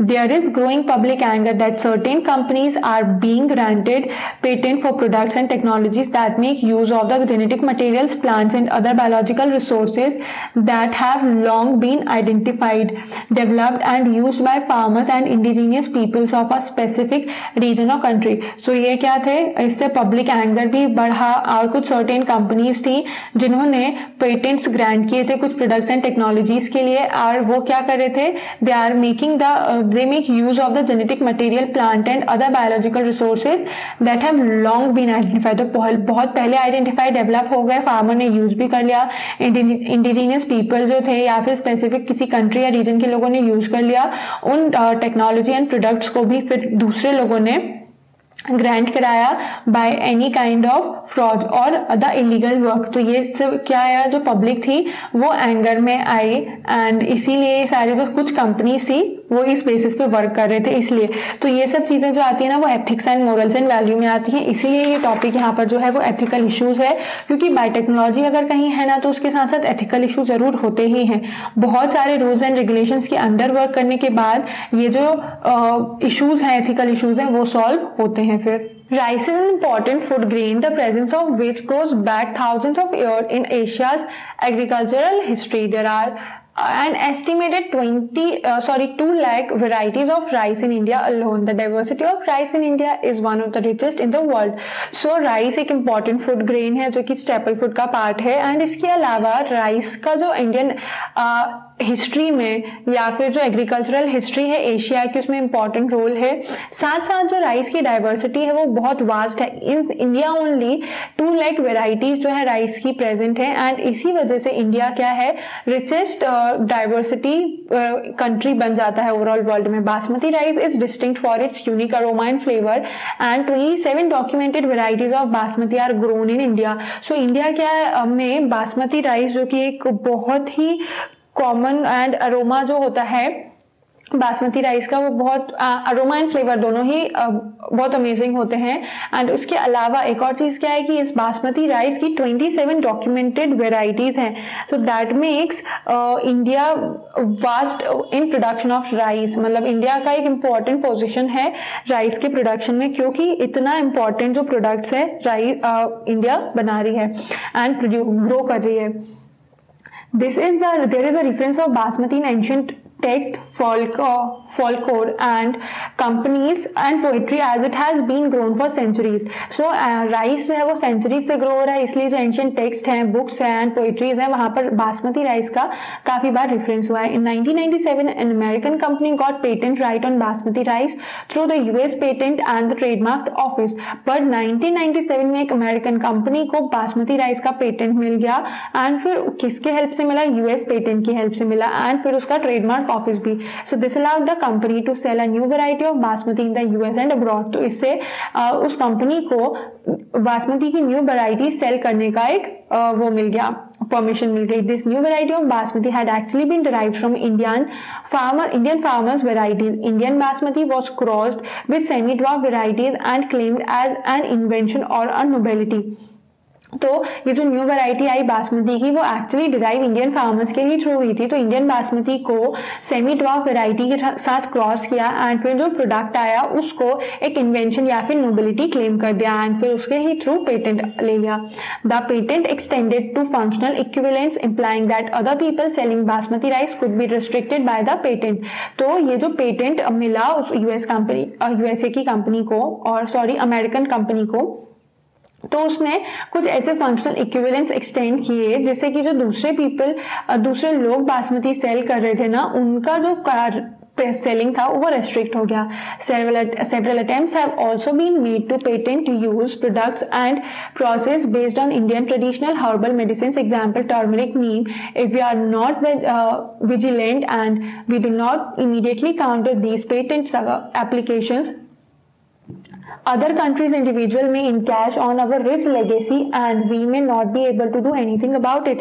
तो सिंपल सा अगर इसको शॉर्ट में एक चीज आएगी कि पहले ही इंडियंस जो इंडिया में अवेलेबल रिसोर्सेज हैं एंड जो अवेलेबल चीजें हैं उनके लिए अगर पहले ही पेटेंट ले लेंगे इंडियन, तो बाकी दूसरी कंट्री किसी भी इलीगल वे में भी या फिर कोई एक न्यू वैरायटी डिराइव करके भी उससे रिलेटेड पेटेंट नहीं ले सकती है। दैट इज वाई ये एसेंशियल है कि टाइम निकल जाए उसके पहले ही कोई आपकी लेगेसी जो रिच लेगेसी है या फिर आपके यहाँ जो भी इंडिविजुअल इकोनॉमी है वो खराब हो। इससे बेटर है जो पेटेंट एप्लीकेशन है उसको काउंटर करने की इमीडिएटली नीड हो जाती है। क्यों नीड है? बिकॉज ये जितने भी पेटेंट रहेंगे ना तो वो अगर दूसरे कंट्री के भी पास जाते रहेंगे तो इंडिया के पास एट द एंड कुछ नहीं बचेगा बोलने के लिए कि yes this is solely from our country. That is why इस चीज की रिक्वायरमेंट है कि जो भी अगर कंट्री में कोई चीज प्रोड्यूस होती है और उससे रिलेटेड जो भी इंफॉर्मेशन है वो प्रोवाइड हो, अवेयरनेस प्रोवाइड की जाए एंड आफ्टर दैट उसके रिलेटेड जो भी पेटेंट पॉसिबल है वो पेटेंट लिया जाए सिंपली। क्योंकि काफी सारे अटेम्प्ट्स ऐसे बन गए हैं जो कि पेटेंट का यूज करते हैं, प्रोडक्ट्स का यूज करते हैं एंड प्रोसेस जो बेस्ड होती है ना इंडियन ट्रेडिशनल हर्बल मेडिसिन पे उसका यूज करते हैं एंड देन ये सारी चीजें यूज करके ना अपना प्रोडक्ट जो है वो मार्केट में ले आते हैं जिससे कि इंडिया की जो गुड्स की वैल्यू है वो डिक्रीज हो जाती है। दैट इज वाई जरूरी है कि हमें पेटेंट को काउंटर करने के लिए ऐसी जो टेक्नोलॉजी से डेवलप गुड्स है या फिर जो भी यहाँ पर क्रॉप फील्ड में प्रोडक्शन वाला, जैसे बासमती ही देखो इंडिया में ज्यादा प्रोड्यूस हो रहा है बट स्टिल अमेरिकन कंपनी आके उसका पेटेंट ले गई एंड उसको ज्यादा सेल कर पा रही है और इंडियंस जो या फिर जो दूसरे फार्मर्स उसको सेल कर रहे थे उसको रेस्ट्रिक्ट कर दिया है। क्लियर? देन आता है वर्ड बायोपायरेसी। अब बायोपायरेसी क्या है? Sorry, it is a term used to refer to the use of bioresources by multinational companies and other organizations without proper authorization from the countries and people concerned without the compensatory payment। तो biopiracy का मतलब होता है simply ना stealing है, जो अगर biological data या फिर बायोलॉजिकल प्रोडक्ट्स की चोरी कर रहा है बिना परमिशन के अगर ले रहा है तो सिंपली क्या हो जाती है, वो चोरी होती है। सो बायोपायरेसी भी सेम चीज है कि वहां पर अगर बिना किसी परमिशन से बिना किसी रेफरेंस के कोई भी ऑर्गेनाइजेशन के थ्रू या फिर जो बायो रिसोर्सेज हैं वो लिए जा रहे हैं वो हो जाता है क्या, बायोपायरेसी के अंदर आता है। Most of the industrialized nation are rich financially but poor in biodiversity and traditional knowledge. So काफी सारे जो nations है ना वो mainly उनके यहाँ क्या प्रेजेंट है, वहां पर इंडस्ट्रियलाइजेशन तो है, टेक्नोलॉजी तो है, बट वहां पर मेन चीज जो होना चाहिए ना, फाइनेंशियली वो रिच है बट बायोडाइवर्सिटी पुअर है और ट्रेडिशनल नॉलेज पुअर है। तो इसीलिए अब अगर बायोडाइवर्सिटी रिच नहीं है, ट्रेडिशनल नॉलेज ही नहीं है, तो रॉ मटेरियल तो मिलना पॉसिबल नहीं होगा। दैट इज वाई वो क्या है, इंडिया पे अटैक करते हैं इस चीज के लिए। In contrast the development and the under developed world is rich in biodiversity and traditional knowledge related to the bio resources. इसलिए जो क्या होता है ना, डेवलपिंग वर्ल्ड है या फिर जो अंडर डेवलप्ड है वहां पर ट्रेडिशन है, नॉलेज है, बायोडाइवर्सिटी है, बस क्या है, इंडस्ट्रियलाइजेशन नहीं है। दैट मीन्स कि वो बायो रिसोर्सेज तो हैं, सिर्फ इंडस्ट्रियलाइजेशन नहीं है। So the traditional knowledge related to the bio resources can be exploited to develop modern applications and can also be used to save times, efforts and expenditure during their commercialisation. तो इसीलिए जो भी resources हैं उनको proper use किया जा सकता है। अब दूसरे कंट्री के लोग आते हैं, वो क्या करते हैं, इन रिसोर्सेज को एक्सप्लॉइट करने लगते हैं। तो एक्सप्लॉइट करने से क्या है कि अब वही चीज, सेम चीज है, कंट्री के लोग तो उसको यूज नहीं कर रहे हैं बट जो दूसरी पॉपुलेशन है वो आके उसका मिसयूज भी कर रहे हैं एंड मॉडर्न एप्लीकेशंस डेवलप करने की वजह से भी उसको काफी ज्यादा एक्सप्लॉइट कर देते हैं। There has been growing realisation of the injustice, inadequate compensation and benefit sharing between developed and developing countries. तो इसीलिए क्या होता है कि जो रियलाइजेशन आता है ना, जब तक कि इनजस्टिस हो रहा है या फिर इनएडुकेट कंपनसेशन मिला या फिर जो बेनिफिट है शेयरिंग के डेवलप्ड एंड डेवलपिंग कंट्रीज में, वो पूरे तरीके से आइडिया नहीं होता है, तो वहां पर लॉस होता है। Therefore some nations are developing laws to prevent such unauthorised exploitation of their bio resources and traditional knowledge. इसीलिए काफी सारी कंट्री अब अवेयर हो गई हैं ऐसे स्कीम्स बनाने में जो कि उनके बायो रिसोर्सेज को एंड जो ट्रेडिशनल नॉलेज है उसको प्रिवेंट कर सके, बिकॉज एट प्रेजेंट ये बहुत जरूरी होता जाता है। अब The Indian Parliament has recently cleared an amendment of the Indian Patent Bill that takes such issues into consideration, including patent terms, emergency provisions and research and development initiative. इसीलिए Indian parliament ने ऐसे कुछ initiatives start किए हैं and वो second amendment act के through कुछ patents and bill, जो इंडियन पेटेंट बिल है वो इंट्रोड्यूस किया। एंड इसके अकॉर्डिंग क्या होता है ना कि कोई भी पर्सन या फिर कोई भी स्टेट बोल सकते हैं, bio resources and traditional knowledge जहाँ पर भी अवेलेबल अगर होगा ना, तो ऐसे स्टेट्स एंड लोगों के लिए ये अलाउ किया हुआ है। And according to this Indian patents bill it takes such issue into consideration. तो इसके अंदर क्या आता है, जो भी इस टाइप से इश्यूज रिलेटेड होते हैं ना, एग्रीकल्चर से रिलेटेड और पेटेंट से रिलेटेड, उनको प्रॉपरली स्टडी किया जाता है। Terms, emergence provision and research and development initiative, and इसके अलावा डेवलपमेंट एंड रिसर्च के लिए क्या इनिशिएटिव्स लेना चाहिए। सो ये पॉसिबल चीजें सारी इस इंडियन पेटेंट बिल के अंदर डिस्कस होती हैं। क्लियर। सो यहाँ पर ये जो चैप्टर है biotechnology and its application, so mainly यहाँ पर हमने ना सिर्फ बायोटेक्नोलॉजी की क्या क्या एप्लीकेशन है, किस किस एरिया में ये प्रेजेंट है वो हमने देखा। तो मेनली जो 3 क्रिटिकल रिसर्च एरिया है बायोटेक्नोलॉजी के, वो क्या है, कैटलिस्ट फॉर्म करने का है, फिर उस कैटलिस्ट को के लिए ऑप्टिमम कंडीशंस प्रोड्यूस करना है, डाउनस्ट्रीम प्रोसेसिंग, देन उसके बाद आया क्या, एप्लीकेशन स्टार्ट हो गए। तो सबसे फर्स्ट एप्लीकेशन कहाँ देखा कि एग्रीकल्चर में क्या है, तो एग्रीकल्चर में जो ऑर्गेनिक एग्रीकल्चर है उसमें भी है, एग्रोकेमिकल बेस्ड एग्रीकल्चर में भी है, एंड थर्ड आ जाता है जेनेटिकली मॉडिफाइड क्रॉप, जो कि एक सबसे इंपॉर्टेंट है बायोटेक का पार्ट। देन ग्रीन रिवॉल्यूशन में भी क्या हुआ, ऑर्गेनिक कंपोस्ट एंड मैन्योर या फिर केमिकल कंपोस्ट एंड मैन्योर का यूज हुआ। एंड ये जो केमिकल कंपोस्ट एंड मैन्योर है ये बायोटेक बेस्ड टेक्निक से भी बना सकते हैं। देन आता है थर्ड जो आती है GMO, दैट मीन्स की जेनेटिकली मॉडिफाइड ऑर्गेनिज्म और जेनेटिकली मॉडिफाइड क्रॉप जो होती हैं, ये क्रॉप्स प्रोड्यूस करने से पेस्ट रेजिस्टेंट बन सकते हैं, केमिकल पेस्टिसाइड्स का रिलायंस कम हो सकता है, रिलायबिलिटी कम होती है क्योंकि उनकी, देन जो न्यूट्रिशनल वैल्यू ऐड हो सकती है फूड में, मिनरल यूसेज जो होता है प्लांट का वो एफिशिएंसी इंक्रीज हो सकती है, बायोटिक स्ट्रेस से टॉलरेंट हो जाते हैं। तो काफी सारी ये चीजें देखी हमने। उसके बाद बीटी कॉटन, जो बेसिलस जेनेसिस जीन है, वो किसी अगर क्रॉप में एंटर हो जाता है तो वो पर्टिकुलर इंसेक्ट अगर उस क्रॉप को अफेक्ट करेगा तो उस क्रॉप का कोई भी खराब डिग्रेडेशन नहीं होगा या उसको कोई भी डिसीज नहीं होगी। देन बायोटेक का मेडिसिन में कहाँ एप्लीकेशन है, then genetically engineered insulin, medical में सबसे इंपॉर्टेंट कहाँ पर है, जेनेटिकली इंजीनियर्ड इंसुलिन बनाने में, देन जीन थेरेपी में भी वही सेम है, मॉलिक्यूलर डायग्नोसिस, तो ये तीनों किस में आ जाएंगे कि use of biotech in the medicine. Then PCR जो है पॉलीमरेज चेन रिएक्शन, वहां पर भी जेनेटिकली मॉडिफाइड ऑर्गेनिज्म, क्योंकि जो एक एंजाइम है टेक पॉलीमरेज वो किससे बनती है, थर्मस एक्वेटिकस बैक्टीरिया से ही बनती है। एलाइजा टेस्ट जो कि antigen test, antigen antibody interaction based test होता है। एंड फिर लास्ट इसमें होता है ना ट्रांसजेनिक एनिमल्स जो कि डीएनए मैनिपुलेशन से बनते हैं। एंड फिर कुछ ट्रांसजेनिक एनिमल्स के प्रोडक्शन का रीजन है कि भाई अगर प्रोड्यूस हो रहे हैं तो क्या रीजन है।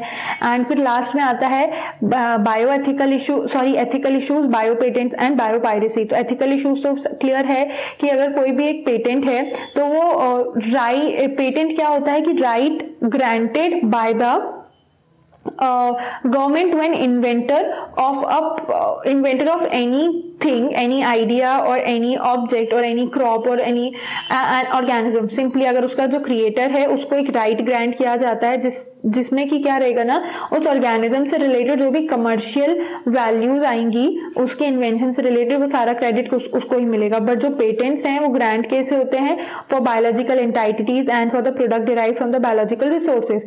तो जैसे यहाँ पर हमने एग्जाम्पल में देखा बासमती का कि अमेरिकन कंपनी ने उसमें बायो पेटेंट लिया, दैट मीन्स कि वो कंपनी का सोलेली राइट है उस क्रॉप से रिगार्डिंग कुछ भी चेंजेस लाने का या फिर उससे जो भी कमर्शियल इनकम होगी उस सारी चीजों का।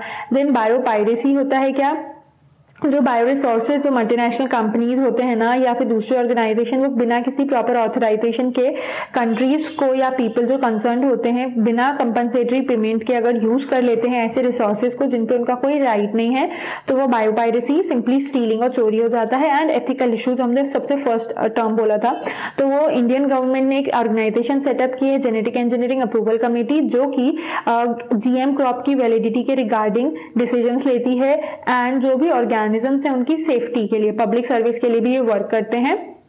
तो एथिकल इशू सिंपली जो moral and value based rules and regulations हैं वो आते हैं एथिकल इशू में।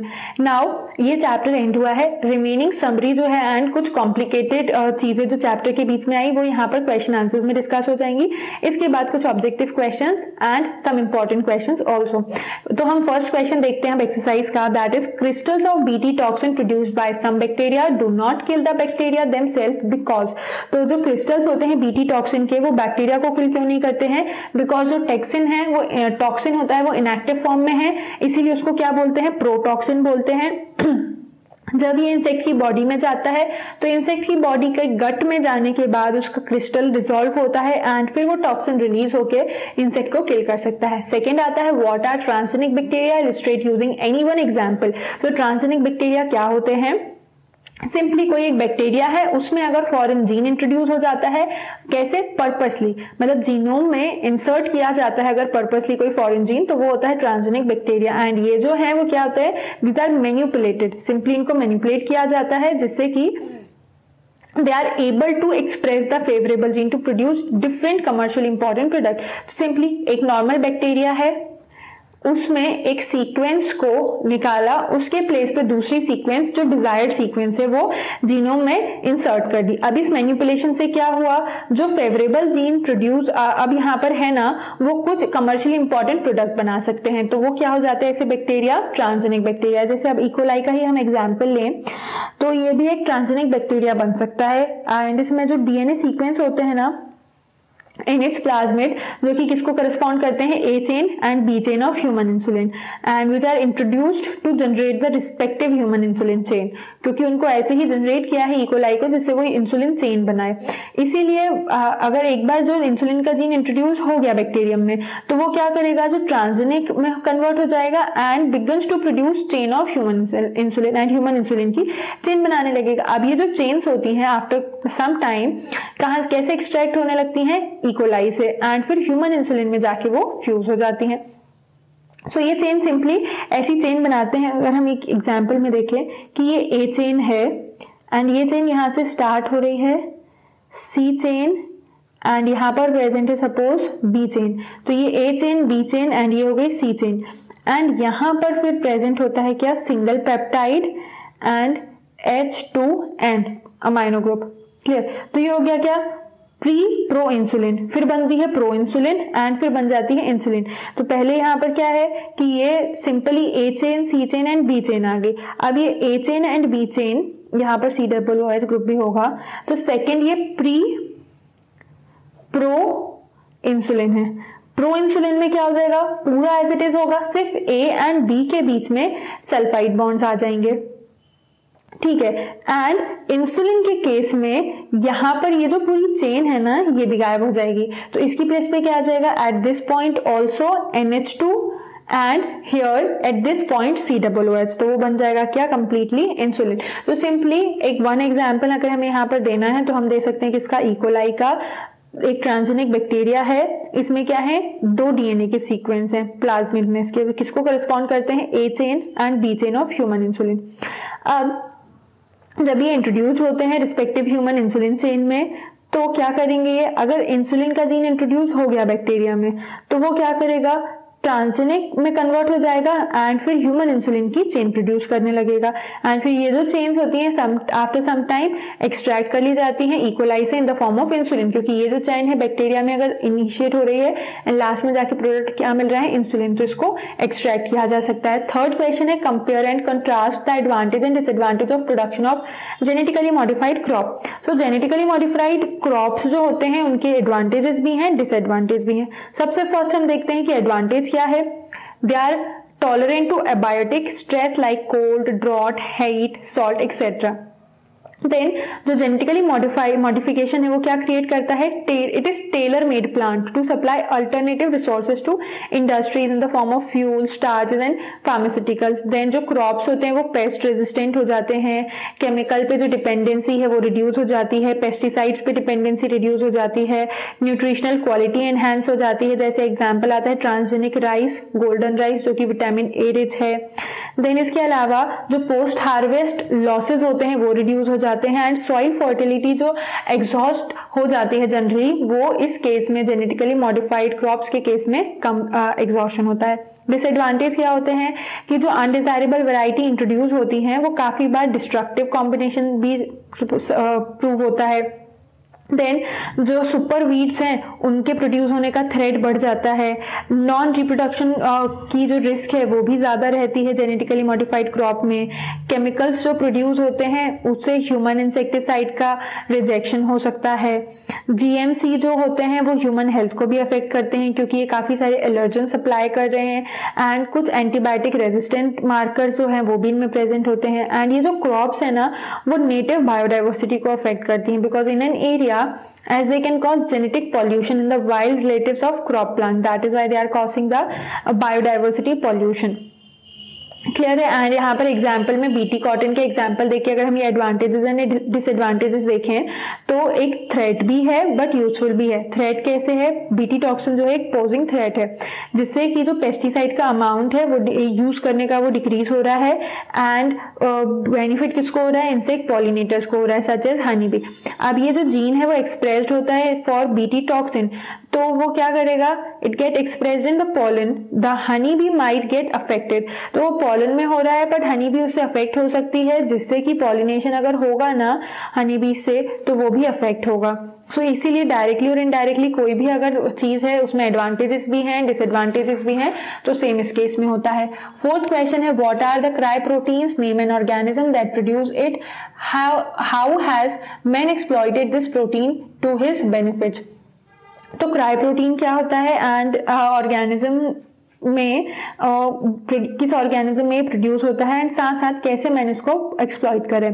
तो क्राई प्रोटीन्स क्या है, टॉक्सिन है जो कि एनकोड हुए हैं क्राई जीन से एंड बैक्टीरिया थ्रिंजेनेसिस से ये प्रोड्यूस हो रहे हैं जिनमें कि इनएक्टिव फॉर्म में प्रोटीन प्रेजेंट होता है। कब एक्टिवेट होते हैं, जब एल्कलाइन पीएच एनवायरनमेंट मिलता है इंसेक्ट की गट में, और ये कब होगा, जब इंसेक्ट उसको इंजेस्ट करते हैं। तो ये जो इनएक्टिव टॉक्सिन प्रोटीन है ये कन्वर्ट हो जाता है एक्टिव प्रोटीन में। तो इससे क्या हो रहा है ना कि जो एपिथेलियल सेल्स होते हैं कैसे ये कन्वर्ट होता है, कैसे ये इंसेक्ट को हार्म पहुंचाता है कि जब लाइसिस होगा क्रिस्टल का तो टॉक्सिन रिलीज होगा, एपिथेलियल सेल के पास जाएगा, जिससे कि इंसेक्ट जो है वो डाई हो जाता है अल्टीमेटली। एंड इसलिए भी से दैट द मैन जो है वो एक्सप्लॉइट कर रहा है इस प्रोटीन को to produce some transgenic crops with the property of insect resistant such as BT cotton, BT corn etcetera. तो वो डिफरेंट टाइप के बीटी प्रोडक्ट बना रहे हैं जिससे कि ये इंसेक्ट किल हो एंड उससे कहीं ना कहीं बायोडाइवर्सिटी को भी हार्म हो रहा है। That is why we can say that कि इस प्रोटीन को वो एक्सप्लॉइट कर रहा है। क्लियर?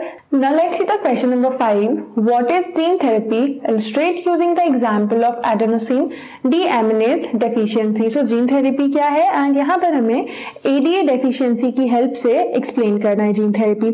सो जीन थेरेपी की डेफिनेशन तो सिंपल हो जाती है कि जो भी करेक्शन है मलफंक्शनिंग जीन्स का आइदर इंसर्ट करके या फिर डिलीट करके, दैट मीन्स जो भी डिजायरेबल जीन है उसको इंसर्ट कर सकते हैं, रिपेयर कर सकते हैं, या फिर जो भी डिफेक्टेड जीन है उसको एलिमिनेट कर सकते हैं। तो सिंपली ये हो जाता है क्या, जीन थेरेपी। एंड ये मेथड्स का कलेक्शन है, मतलब इसमें हम सिर्फ इतना नहीं बोल सकते कि डिजायरेबल जीन को इंसर्ट कर रहे हैं, सम केसेस में रिपेयरिंग भी होती है एंड जो जीन डिफेक्ट है उसको simply at the end correct करना होता है। And in this therapy gene जो है वो जनरली इंसर्ट होता है सेल में एंड जो टिश्यू और किसी भी डिसीज्ड पर्सन के टिश्यूज और सेल्स होते हैं ना उसमें यूजुअली इंसर्ट ही होता है। दैट इज वाई इसको सिर्फ हम एक ही फॉर्मेट में पढ़ते हैं कि gene therapy is correction of malfunctioning gene by repairing और एडिंग करेक्ट कॉपी। बट कुछ रेयर केसेस में काफी बार डिलीट करके भी ये किया जा सकता है, but that is a tedious process. That is why more often inserting a gene for a defective gene is preferable. And ADA की डेफिशिएंसी के केस में क्या होता है कि एडीए जो है एक रेयर जेनेटिक डिसऑर्डर है एंड ये जो डिसऑर्डर होता है ना ये generally deficiency of adenosine deaminase से होता है। क्लियरली नेम से ही समझ आ रहा है जो कि एंड इसमें हो क्या रहा है ना कि जो जीन होता है एडेनोसिन डीएमिनेज का वो डिलीट हो जाता है। अब इसके डिलीट होने से क्या होगा, इम्यून सिस्टम वीक होने लगता है। सो नॉर्मल इम्यून सिस्टम का फंक्शन नहीं होगा प्रॉपरली, तो उससे क्या कॉन्सिक्वेंसेज आएंगे, बॉडी में सेवरल डिसीजेस जो है वो होने लगेंगी एंड बॉडी थोड़ी सी प्रोन हो जाती है। दैट मीन्स कि कोई भी ऑर्गेनिज्म आके इजीली फिर अटैक कर सकता है। दैट इज वाई ये डिसऑर्डर को ट्रीट करना इंपॉर्टेंट है एंड जीन थेरेपी से इसको ट्रीट करते हैं, वेयर जो जीन होता है वो ट्रांसफर किया जाता है एम्ब्रियोनिक सेल में। क्योंकि क्या हुआ है, एडीए का जो जीन है वो डिलीट हो गया है ना, तो उस जीन को क्या करते हैं, इंसर्ट कर देते हैं एम्ब्रियोनिक सेल में of the bone marrow for the permanent utilisation and then उसके बाद क्लियरली ये डेफिशिएंसी डिसीज जो है वो ठीक हो सकती है। बट कैसे हो सकती है, जीन थेरेपी से ही, जो कि जो एडेनोसिन डीएमिनेज का जीन है उसे इंसर्ट करना पड़ता है। Clear? Now coming on to the 6th question, diagrammatically represent the experimental step in cloning and expressing and human gene. Say the gene for growth hormone into a bacterium like E. coli. So यहाँ पर diagram की help से explain करना है हमें कि जो cloning में स्टेप्स इन्वॉल्व होती हैं, क्लोनिंग में या फिर ह्यूमन जीन के एक्सप्रेशन में जो स्टेप्स इन्वॉल्व होती हैं वो यहाँ पर हमें एक्सप्लेन करना है। सो इसके लिए डायग्राम थोड़ा सा सिंपल है, अभी मैं यहाँ पर रफ डायग्राम काइंड ऑफ हो सकता है, बट आपको उसको प्रॉपर नीट एंड क्लीन ही बनाना है। तो सबसे पहले क्या होगा, इसके लिए आप एक सेल ड्रॉ करेंगे। इस सेल में क्या हो जाएगा, एक क्रोमोसोमल डीएनए प्रेजेंट होगा। ये क्या हो गया, क्रोमोसोमल डीएनए। अब और क्या होगा सेल में पार्ट, यहां पर होगा एक प्लाज्मिड डीएनए। तो ये जो प्लाज्मिड डीएनए है इससे ही हमें काम है। तो ये हो गया क्या, प्लाज्मिड डीएनए हमने बाहर ड्रॉ कर लिया। ये किस चीज का सेल है, ई कोलाई है, क्योंकि यहाँ पर दिया भी हुआ है कि बैक्टीरियम कौन सा ले सकते हैं हम, ई कोलाई। अब ये जो प्लाज्मिड डीएनए, मैं यहाँ शॉर्ट फॉर्म में लिखा हुआ है, what is PD, plasmid DNA. Restriction endonuclease की हेल्प से इसमें क्या फॉर्म होगा, कट फॉर्म होगा। तो एक सेगमेंट इसका जो है वो कट हो गया। डिफरेंट ये जो सेगमेंट्स थे, सीक्वेंसेस थे, वो क्या हो गया, इसमें से एक पार्ट कट हो गया। तो ये क्या बचा, cleaved plasmid DNA. Cleaved plasmid DNA, simply restriction endonuclease ने इसको कट लगाया। अब उसके बाद ह्यूमन बींग्स में देखते हैं हम साइड बाय साइड क्या हो रहा होगा। ह्यूमन बींग में जो ग्रोथ हार्मोन डीएनए है DNA that is present in the cells where growth occurs. तो ये ग्रोथ हार्मोन DNA हो गया। अब इसमें भी रेस्ट्रिक्शन एंडोन्यूक्लियस वर्क करेगी।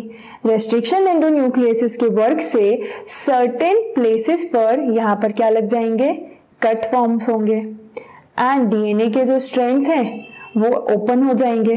क्लियर है ना? जैसे यहाँ पर प्लाज्मिड डीएनए के केस में रेस्ट्रिक्शन एंडोन्यूक्लियस से कट लगा, क्लीव्ड बन गया, वैसे ही यहाँ पर क्या बन जाएगा, cleaved growth hormone DNA. HD में क्या लिखा हुआ है मैंने, ग्रोथ हार्मोन डीएनए। एंड उसके बाद क्या प्रोसेस होगी, यू वेरी वेल नो, दोनों को हम ज्वाइन कर देंगे। एंड किसकी हेल्प से ज्वाइन होगा, ये लाइगेज की हेल्प से।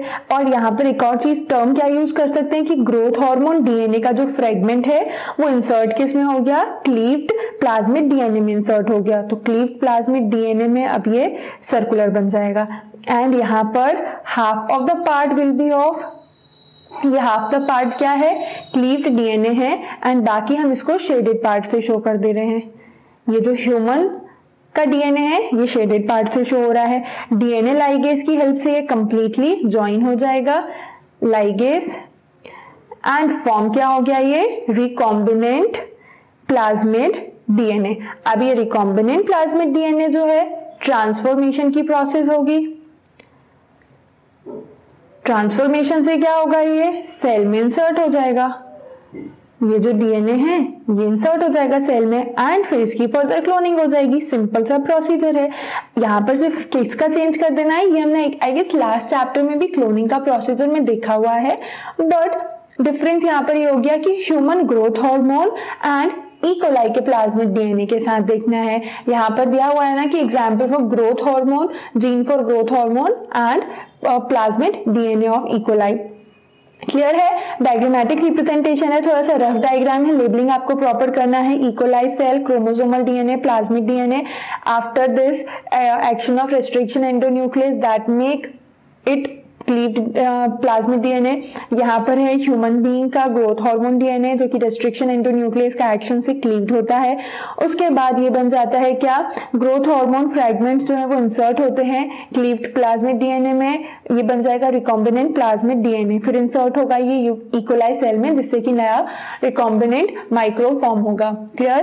Then coming on to the next question, can you suggest a method to remove oil hydrocarbon from seed based on your understanding of RDNA technology and chemistry of oil. So यहाँ पर ऐसा कोई method हमें suggest करना है जो कि oil remove करने के लिए यूज होता है। जो भी सीड्स होते हैं ना, तो उनमें से कैसे ऑयल रिमूव किया जा सकता है, या फिर जो ऑयल का मतलब यहाँ पर है हाइड्रोकार्बन, तो सीड्स से हाइड्रोकार्बन और ऑयल कैसे रिमूव कर सकते हैं RDNA technology and chemistry of oil का जो है दोनों के बेसिक प्रिंसिपल को यूज करके। सो रिकॉम्बिनेंट डीएनए टेक्नोलॉजी या फिर RDNA जो टेक्नोलॉजी होती है ये एक टेक्निक है जिसमें कि जेनेटिक मटेरियल का मैनिपुलेशन करते हैं। किसी भी एक एंटाइटी का जेनेटिक मटेरियल का मैनिपुलेट करते हैं एंड उससे ही डिजायर्ड रिजल्ट्स ऑब्टेन्ड होते हैं। एंड इसके लिए जो जीन्स हैं that are necessary for oil formation in seeds must be recognized। अब पहले तो सबसे इंपॉर्टेंट चीज ये होती है ना कि कौन से सीड्स ऐसे हैं जो ऑयल फॉर्म कर रहे हैं, हमें ये पता ही होना चाहिए, तो सबसे पहले ये रिकॉग्नाइज करना पड़ता है। देन उसके बाद रेस्ट्रिक्शन एंडोन्यूक्लियस की हेल्प से वो रिक्वायर्ड जीन्स को रिमूव कर लेते हैं। अब रिक्वायर्ड जीन्स को रिमूव करने के बाद जो डीएनए ऑब्टेन्ड होता है ना, उसको डीएनए लाइगेज के साथ ट्रीट करते हैं to seal the broken ends of DNA. तो डीएनए के सील जो ओपन एंड्स थे, ब्रोकन एंड्स थे, वो फिर से सील हो गए। एंड जब कल्टिवेटेड करते हैं, कल्टिवेशन होता है इसका एसेप्टिकली न्यूट्रिएंट मीडियम पे, तो ये सेल्स जो है वो डिफरेंशिएट होंगी न्यू प्लांट में एंड उसमें ही क्या होगा, सीड्स विथ नो ऑयल। सो कैसे हम सीड से ऑयल रिमूव कर सकते हैं, सिंपल अगर वर्ड में बोला जाए तो उन सीड्स में से ऑयल वाला जो जीन है उसको रिमूव कर दो और फिर उस सीक्वेंस को फिर से डीएनए लाइगेज की हेल्प से सील कर दो, तो क्या मिल जाएगा, ऐसे सीड्स जिनमें की ऑयल नहीं होगा। क्लियर? सिंपल सा ही क्वेश्चन है। RDT का अगर यूज आया है दैट मीन्स कि यहाँ पर कहीं ना कहीं रेस्ट्रिक्शन एंडोन्यूक्लियस एंड लाइगेज का भी यूज आया है, तो दोनों का ही यूज करके पहले कट करना है, रिमूव करना है आइडेंटिफाई करना है, पहले आइडेंटिफाई करना है देन रिमूव करना है, अगेन लाइगेज की हेल्प से ज्वाइन कर देना है। क्या आइडेंटिफाई करना है? ऑयल कंटेनिंग जीन्स या फिर ऑयल रिप्रेजेंटिंग जीन्स, उनको ही डिलीट करना है। Then will obtain seed with no oil. Then 8th question है find out from the internet what is golden rice. तो गोल्डन राइस क्या होता है? एक ट्रांसजेनिक वेराइटी है राइस की, ओर्जा सेटाइवा, एंड इसमें बीटा कैरोटीन होता है एक एम्पल अमाउंट में, जो कि प्रोविटामिन ए है, एंड प्रिंसिपल सोर्स होता है ये विटामिन ए का। एंड विटामिन ए किस लिए अच्छा होता है? आई साइट के लिए बेटर होता है। एंड ये जो ग्रेन है राइस जनरली येलो कलर के होते हैं क्योंकि बीटा कैरोटीन में प्रेजेंट होता है। एंड जो राइस है कॉमनली उसको येलो कलर होने की वजह से गोल्डन राइस बोलते हैं। एंड इसको सबसे पहले Swiss federal institute of technology ने डेवलप किया था। एंड वहां पर इस पर्टिकुलर इंस्टीट्यूट में, Swiss federal institute of technology में, professor Enugu पॉटरिकस and Peter buyer ने सबसे फर्स्ट डेवलप किया था। जो भी इन लोगों का एक्सपेरिमेंट था उसके बाद डेवलप हुए। एंड पर्टिकुलरली जो गोल्डन राइस है वो क्या, बीटा कैरोटीन पिगमेंट को नेचुरली सिंथेसाइज उसकी लीव्स में प्रेजेंट होता है। मतलब जैसे फोटोसिंथेसिस की प्रोसेस होती है ना, वैसे ही राइस प्लांट की जो लीव्स होती हैं वो naturally beta carotene pigment synthesise करती हैं, but it is not found in seeds endosperm as pigment aids in photosynthesis and photosynthesis does not take place in endosperm। इसीलिए जो बीटा कैरोटीन है वो प्रोविटामिन ए का प्रिकर्सर होता है and इसको राइस में इंसर्ट किया जाता है to compensate for the dietary vitamin A. अगर किसी भी पर्सन को विटामिन ए लैक करते हैं तो उनको गोल्डन राइस सजेस्ट किया जाता है डाइट में। And compare to vitamin supplements it is simpler and even low priced alternative. बाकी सारे जो सोर्सेज होते हैं विटामिन ए के वो काफी कॉस्टली होते हैं and golden rice comparatively come price का होता है, बट स्टिल ह्यूमन कंजम्पशन के लिए अवेलेबल नहीं है क्योंकि ये जो राइस की वैरायटी है उसमें कंसिडरेबल अपोजिशन भी हुआ है from environmental activist, that is what is not available in too ample amounts. Clear? So simple, यहाँ पर आपको गोल्डन राइस के बारे में जो इन्फॉर्मेशन है वो शेयर करनी है। एंड अब ये क्वेश्चन हम पे डिपेंड करता है, 2 मार्क्स में आता है, 3 मार्क्स में आता है, 4 मार्क्स में और 5 मार्क्स में आता है। उस अकॉर्डिंग आपको इसमें जो भी इंपॉर्टेंट इन्फॉर्मेशन है वो ऐड करना पड़ेगा। क्लियर? 9th क्वेश्चन है does your blood have protease and nucleus. तो आपके ब्लड में क्या प्रोटीएज और न्यूक्लियस होता है? No, not at all. Blood में प्रोटीएज एंड न्यूक्लियस नहीं होता, बट कुछ प्रोटीएज जो है ना वो इनएक्टिव फॉर्म में होता है। इनएक्टिव फॉर्म में है तो सिंपली वो प्रोटीएज नहीं है, इसलिए हमने आंसर क्या दे दिया? नो। एंड अगर ब्लड में प्रेजेंट होता ना तो it would have been digested, क्योंकि जो प्रोटीएज है वो क्या कर रहा है? प्रोटीन डाइजेस्टिंग एंजाइम होती है ना, तो ये क्या करेगा? प्रोटीएज प्रोटीन को डाइजेस्ट करेगा ब्लड में, दैट इज वाई सिंपली ये प्रेजेंट नहीं होते हैं। एंड अगर प्रेजेंट होगा भी तो इनएक्टिव फॉर्म में ही होता है। देन 10th क्वेश्चन आता है consult internet and find out how to make orally active protein pharmaceutical, what is the major problem to be encountered. So आपको यहाँ पे फाइंड आउट करना है कि ओरली जो एक्टिव प्रोटीन्स है फार्मास्यूटिकल में वो कैसे फॉर्म होते हैं एंड क्या मेजर प्रॉब्लम्स एनकाउंटर होती हैं। तो ओरली एक्टिव प्रोटीन जो प्रोडक्ट होते हैं ना सक्सेसफुली मैन्युफैक्चर्ड होते हैं is vaccine for prevention of infectious disease such as hepatitis B, herpes, influenza etcetera. तो ये सारी जो डिसीज है इनके अगेंस्ट ही कुछ वैक्सीन जो मैन्युफैक्चर्ड हुई हैं that are protein in nature. And जो जीन्स होते हैं एंटीजन के लिए वो आइसोलेट होते हैं कहाँ से? बैक्टीरिया से। And they are grown along with a cut leaf portion of potato plant in antibiotic medium and which is followed by callus formation and recombinant transgenic potato, they are obtained which contain those vaccines। तो ये different जो products हैं और इनका जो successfully manufactured active protein products है ना उनमें सबसे इंपॉर्टेंट वैक्सीन्स ही आते हैं जो कि herpes, hepatitis B, influenza diseases के लिए होते हैं। बट जो ओरल एडमिनिस्ट्रेशन होता है ना ये प्रोटीन्स का और पेप्टाइड्स का, इससे कुछ हेल्थ प्रॉब्लम रिलेटेड होते हैं। एंड इसलिए होते हैं ये हेल्थ प्रॉब्लम्स क्योंकि अगर ये प्रोडक्ट्स जो है वो एक बार इंजेस्ट हुए तो प्रोटीज जो भी स्टमक में प्रेजेंट होता है ना स्टमक जूसेस में, वो प्रोटीन को डिनेचर कर देता है एंड इसीलिए इसीलिए इसके जो इफेक्ट्स होते हैं वो नलिफाइड हो जाते हैं। So making of orally active protein pharmaceutical में क्या आ जाएगा, proteins are inserted in a tablet whose coating is made of material which is not digested by stomach's acidic medium।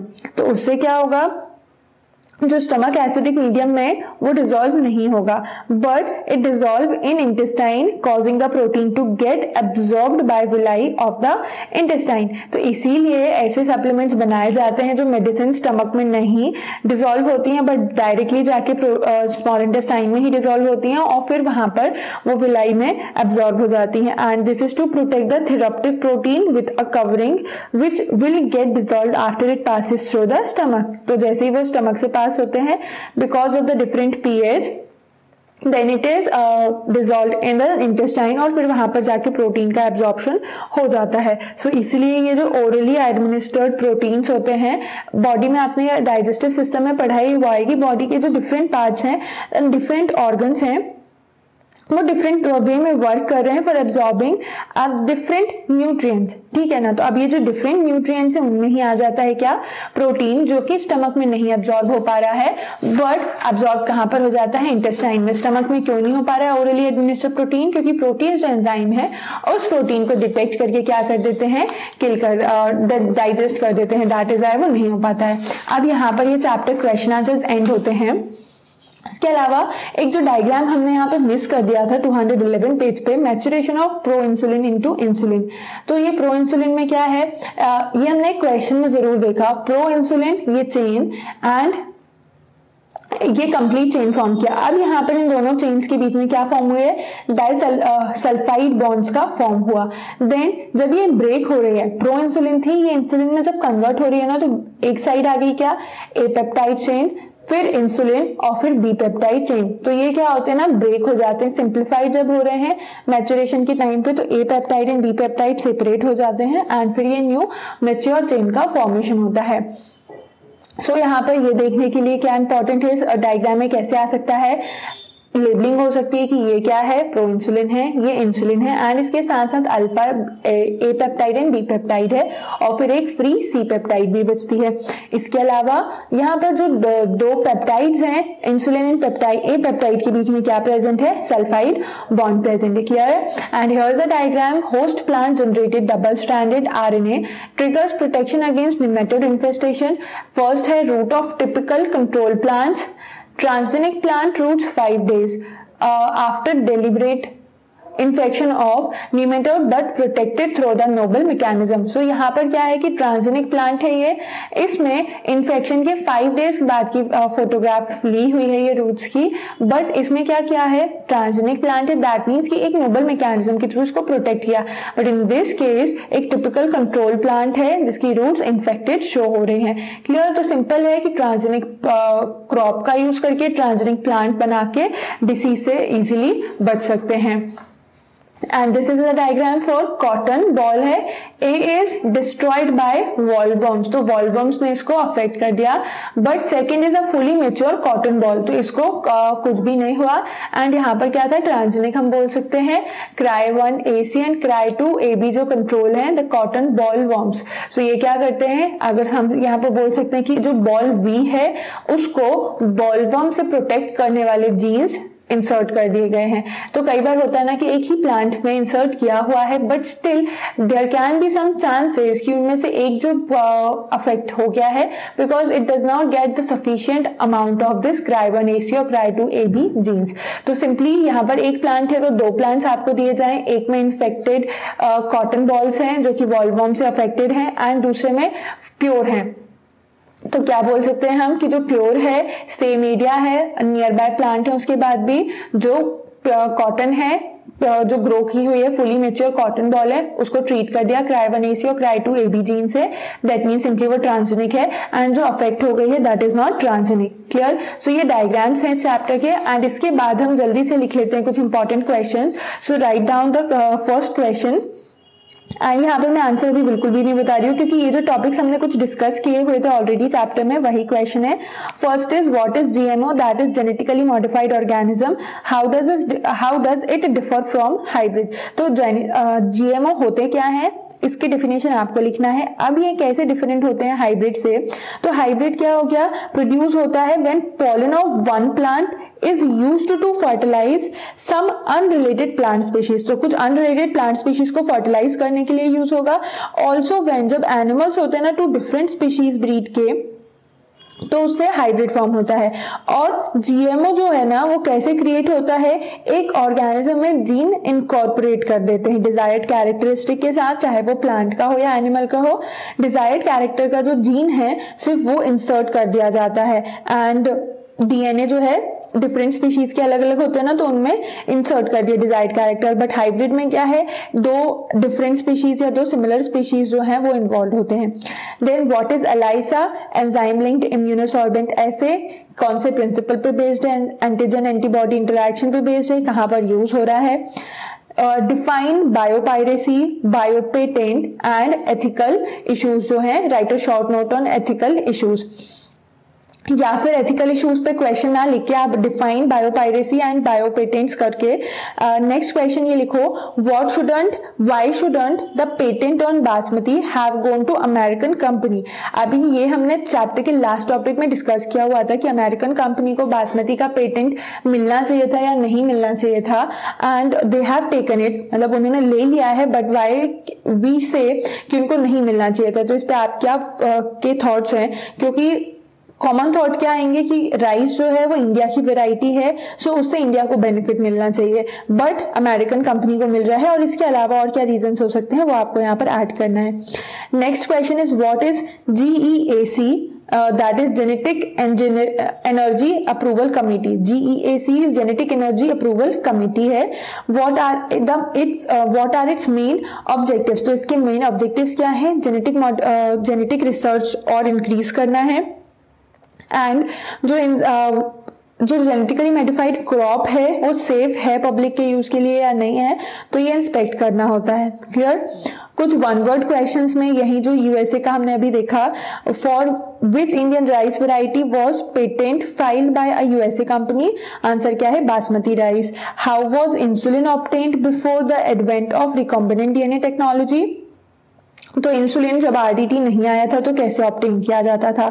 अब इसके बाद एक सबसे इंपॉर्टेंट क्वेश्चन आएगा, वो क्या है, what are the disadvantages of GMO. Next question लिखे हम, enlist any 4 areas where genetic modification of plant had been useful. So plant के जेनेटिक मॉडिफिकेशन कैसे कैसे यूजफुल हो सकते हैं, स्ट्रेस टॉलरेट करने के लिए केमिकल पेस्टिसाइड का यूज रिड्यूस कर दिया है, तो पॉइंट सिमिलर हैं जो हमने यहाँ पर एक एक्सरसाइज में आंसर किया है, बट क्वेश्चन को थोड़ा सा डिफरेंट कर दिया है। Next is BT cotton resistant to all pest other than lepidopteran, dipteran and coleopteran. तो बीटी कॉटन जो है वो ये जो जीन्स होते हैं लेपिडोप्टेरन, डायप्टेरन्स एंड कोलेप्टेरन, इनके अगेंस्ट तो रेजिस्टेंट है, बट ये जो जीन्स होते हैं ये अफेक्टिव नहीं होते हैं सारे types of pest that attack BT cotton. तो यहाँ पर ये आंसर में आप लिखो, BT cotton contains genes against lepidopteran, dipteran and coleopteran. Simple. But ये जो जीन्स होते हैं ना, but these genes are not effective against all types of pest that attack BT cotton. Clear, simple ही आंसर है। ये जो जीन्स हैं वो सारे ही टाइप के पेस्ट के लिए इफेक्टिव नहीं होते हैं, बट सिर्फ सर्टेन काइंड ऑफ पेस्ट के लिए इफेक्टिव होते हैं जो कि बीटी कॉटन को अटैक करते हैं। And then the next one is what are transgenic animals and list any 4 areas where they can be used. कहाँ कहाँ पर ये यूज हो सकते हैं transgenic animal. Next one is explain 5 areas where biotechnology has influenced human life. तो human life को कहाँ कहाँ पर इन्फ्लुएंस किया हुआ है। जेनेटिकली मॉडिफाइड क्रॉप्स प्रोवाइड किए हैं, रिकॉम्बिनेंट वैक्सीन हैं, जीन थेरेपी मिली हुई है इसके ही थ्रू, इंजीनियर्ड माइक्रोब्स प्रोड्यूस हुए हैं जो कि इन्वायरमेंटल पॉल्यूशन तक को कंट्रोल कर सकते हैं, एंड साथ साथ ट्रांसजेनिक एनिमल्स हैं। And again very important question, what are the advantages of recombinant insulin. Recombinant insulin के क्या क्या एडवांटेज है कि इससे कोई भी एनिमल को स्लॉटर नहीं होता है, इसके प्रोडक्शन के लिए कोई एलर्जी नहीं होती है पेशेंट्स में, एंड कॉस्ट इफेक्टिव भी है। एंड साथ साथ डायबिटीज जो है वो एक मेजर इशू बनता जा रहा है ओवरऑल पॉपुलेशन में, दैट इज वाई इंसुलिन का प्रोडक्शन लार्ज स्केल पे इंपॉर्टेंट हो जाता है। And because of the recombinant insulin ये जो प्रॉब्लम है ये भी इवन सॉल्व हुई है। One more question can be what do you understand by recombinant vaccine? Give example। तो सिंपली अगर वैक्सीन जो है वो रिकॉम्बिनेंट यानी टेक्नोलॉजी से फॉर्म हो रही है तो वो हो जाती है रिकॉम्बिनेंट वैक्सीन। इसके एडवांटेजेस भी क्या हो सकते हैं वो भी आप इस क्वेश्चन में ऐड कर सकते हैं। How are cry and cry, that means देखो आप cry and capital CRY, yeah, they are different. So small CRY is a gene that encodes BT toxin। तो ये क्या है, BT toxin को कोड कर रहा है ये जीन। बट जो CRY है ये प्रोटीन है। क्लियर, ये क्या है, it is a gene that is encoding BT toxin, but capital CRY is a protein that is encoding CRY genes, small CRY genes। तो दोनों को याद ध्यान से रखना है। एंड थोड़ा सा ये आपके सोशल से रिलेटेड हो जाता है कि why was the second amendment of countries patent bill cleared by Indian parliament. तो जो सेकेंड अमेंडमेंट था कंट्रीज पेटेंट का वो इंडियन पार्लियामेंट में क्लियर हुआ। क्यों? क्योंकि जो सेकेंड अमेंडमेंट था to the countries patent bill it was clear to prevent biopiracy by other countries. Biopiracy से मतलब क्या हो जाता है, unauthorised exploitation of our bio resources and traditional knowledge by other countries. So that is why amendment pass हुआ। Clear, तो ये होता है इस चैप्टर 12 के बारे में, recombinant DNA technology and applications of biotechnology. So बहुत ही इंपॉर्टेंट चैप्टर है, इसको बहुत ध्यान से पढ़ें आप, क्योंकि ये जो चैप्टर है बायोटेक्नोलॉजी अब फर्दर, क्योंकि टेक्नोलॉजी क्या है ऐड होती जा रही है, तो किसी भी अगर स्टूडेंट को बायोटेक के साथ बायोलॉजी के साथ टेक्नोलॉजी में भी इंटरेस्ट है, लाइक कंप्यूटर्स में है, तो आप बिल्कुल ये फील्ड को चूज कर सकते हैं। एंड इसके लिए क्या होगा, जितना डिटेल में आप अभी ये चैप्टर पढ़ोगे उससे बेटर, उतना बेटर आपके इसके कंसेप्ट्स हो जाएंगे एंड अंडरस्टैंडिंग जितनी बेटर होगी तो आपको इसके फ्यूचर एस्पेक्ट्स फाइंड आउट करने में और ज्यादा इंटरेस्ट आएगा। सो आप अपना इंटरेस्ट जो है वो इस चैप्टर में डेवलप करें। And even I would suggest कि आप हर एक चैप्टर को बहुत इंटरेस्ट के साथ पढ़ो। जब तक इंटरेस्ट के साथ नहीं पढ़ेंगे ना हम, बोरिंग ही लगेगा हर एक chapter. That is why study it with interest, with hard work. And कोई भी प्रॉब्लम आए आपको इस चैप्टर से रिलेटेड कमेंट सेक्शन में अपनी क्वेरीज एंटर कर सकते हैं। वैसे आई होप कि आपको ये पूरे जो डाउट्स हैं इस चैप्टर से रिलेटेड वो क्लियर हुए होंगे, बट कहीं ना कहीं जो चांसेस हो जाते हैं, कहीं भी डाउट्स आ रहा है, कंफ्यूजन हो रही है, वो कमेंट सेक्शन में पूछ सकते हैं।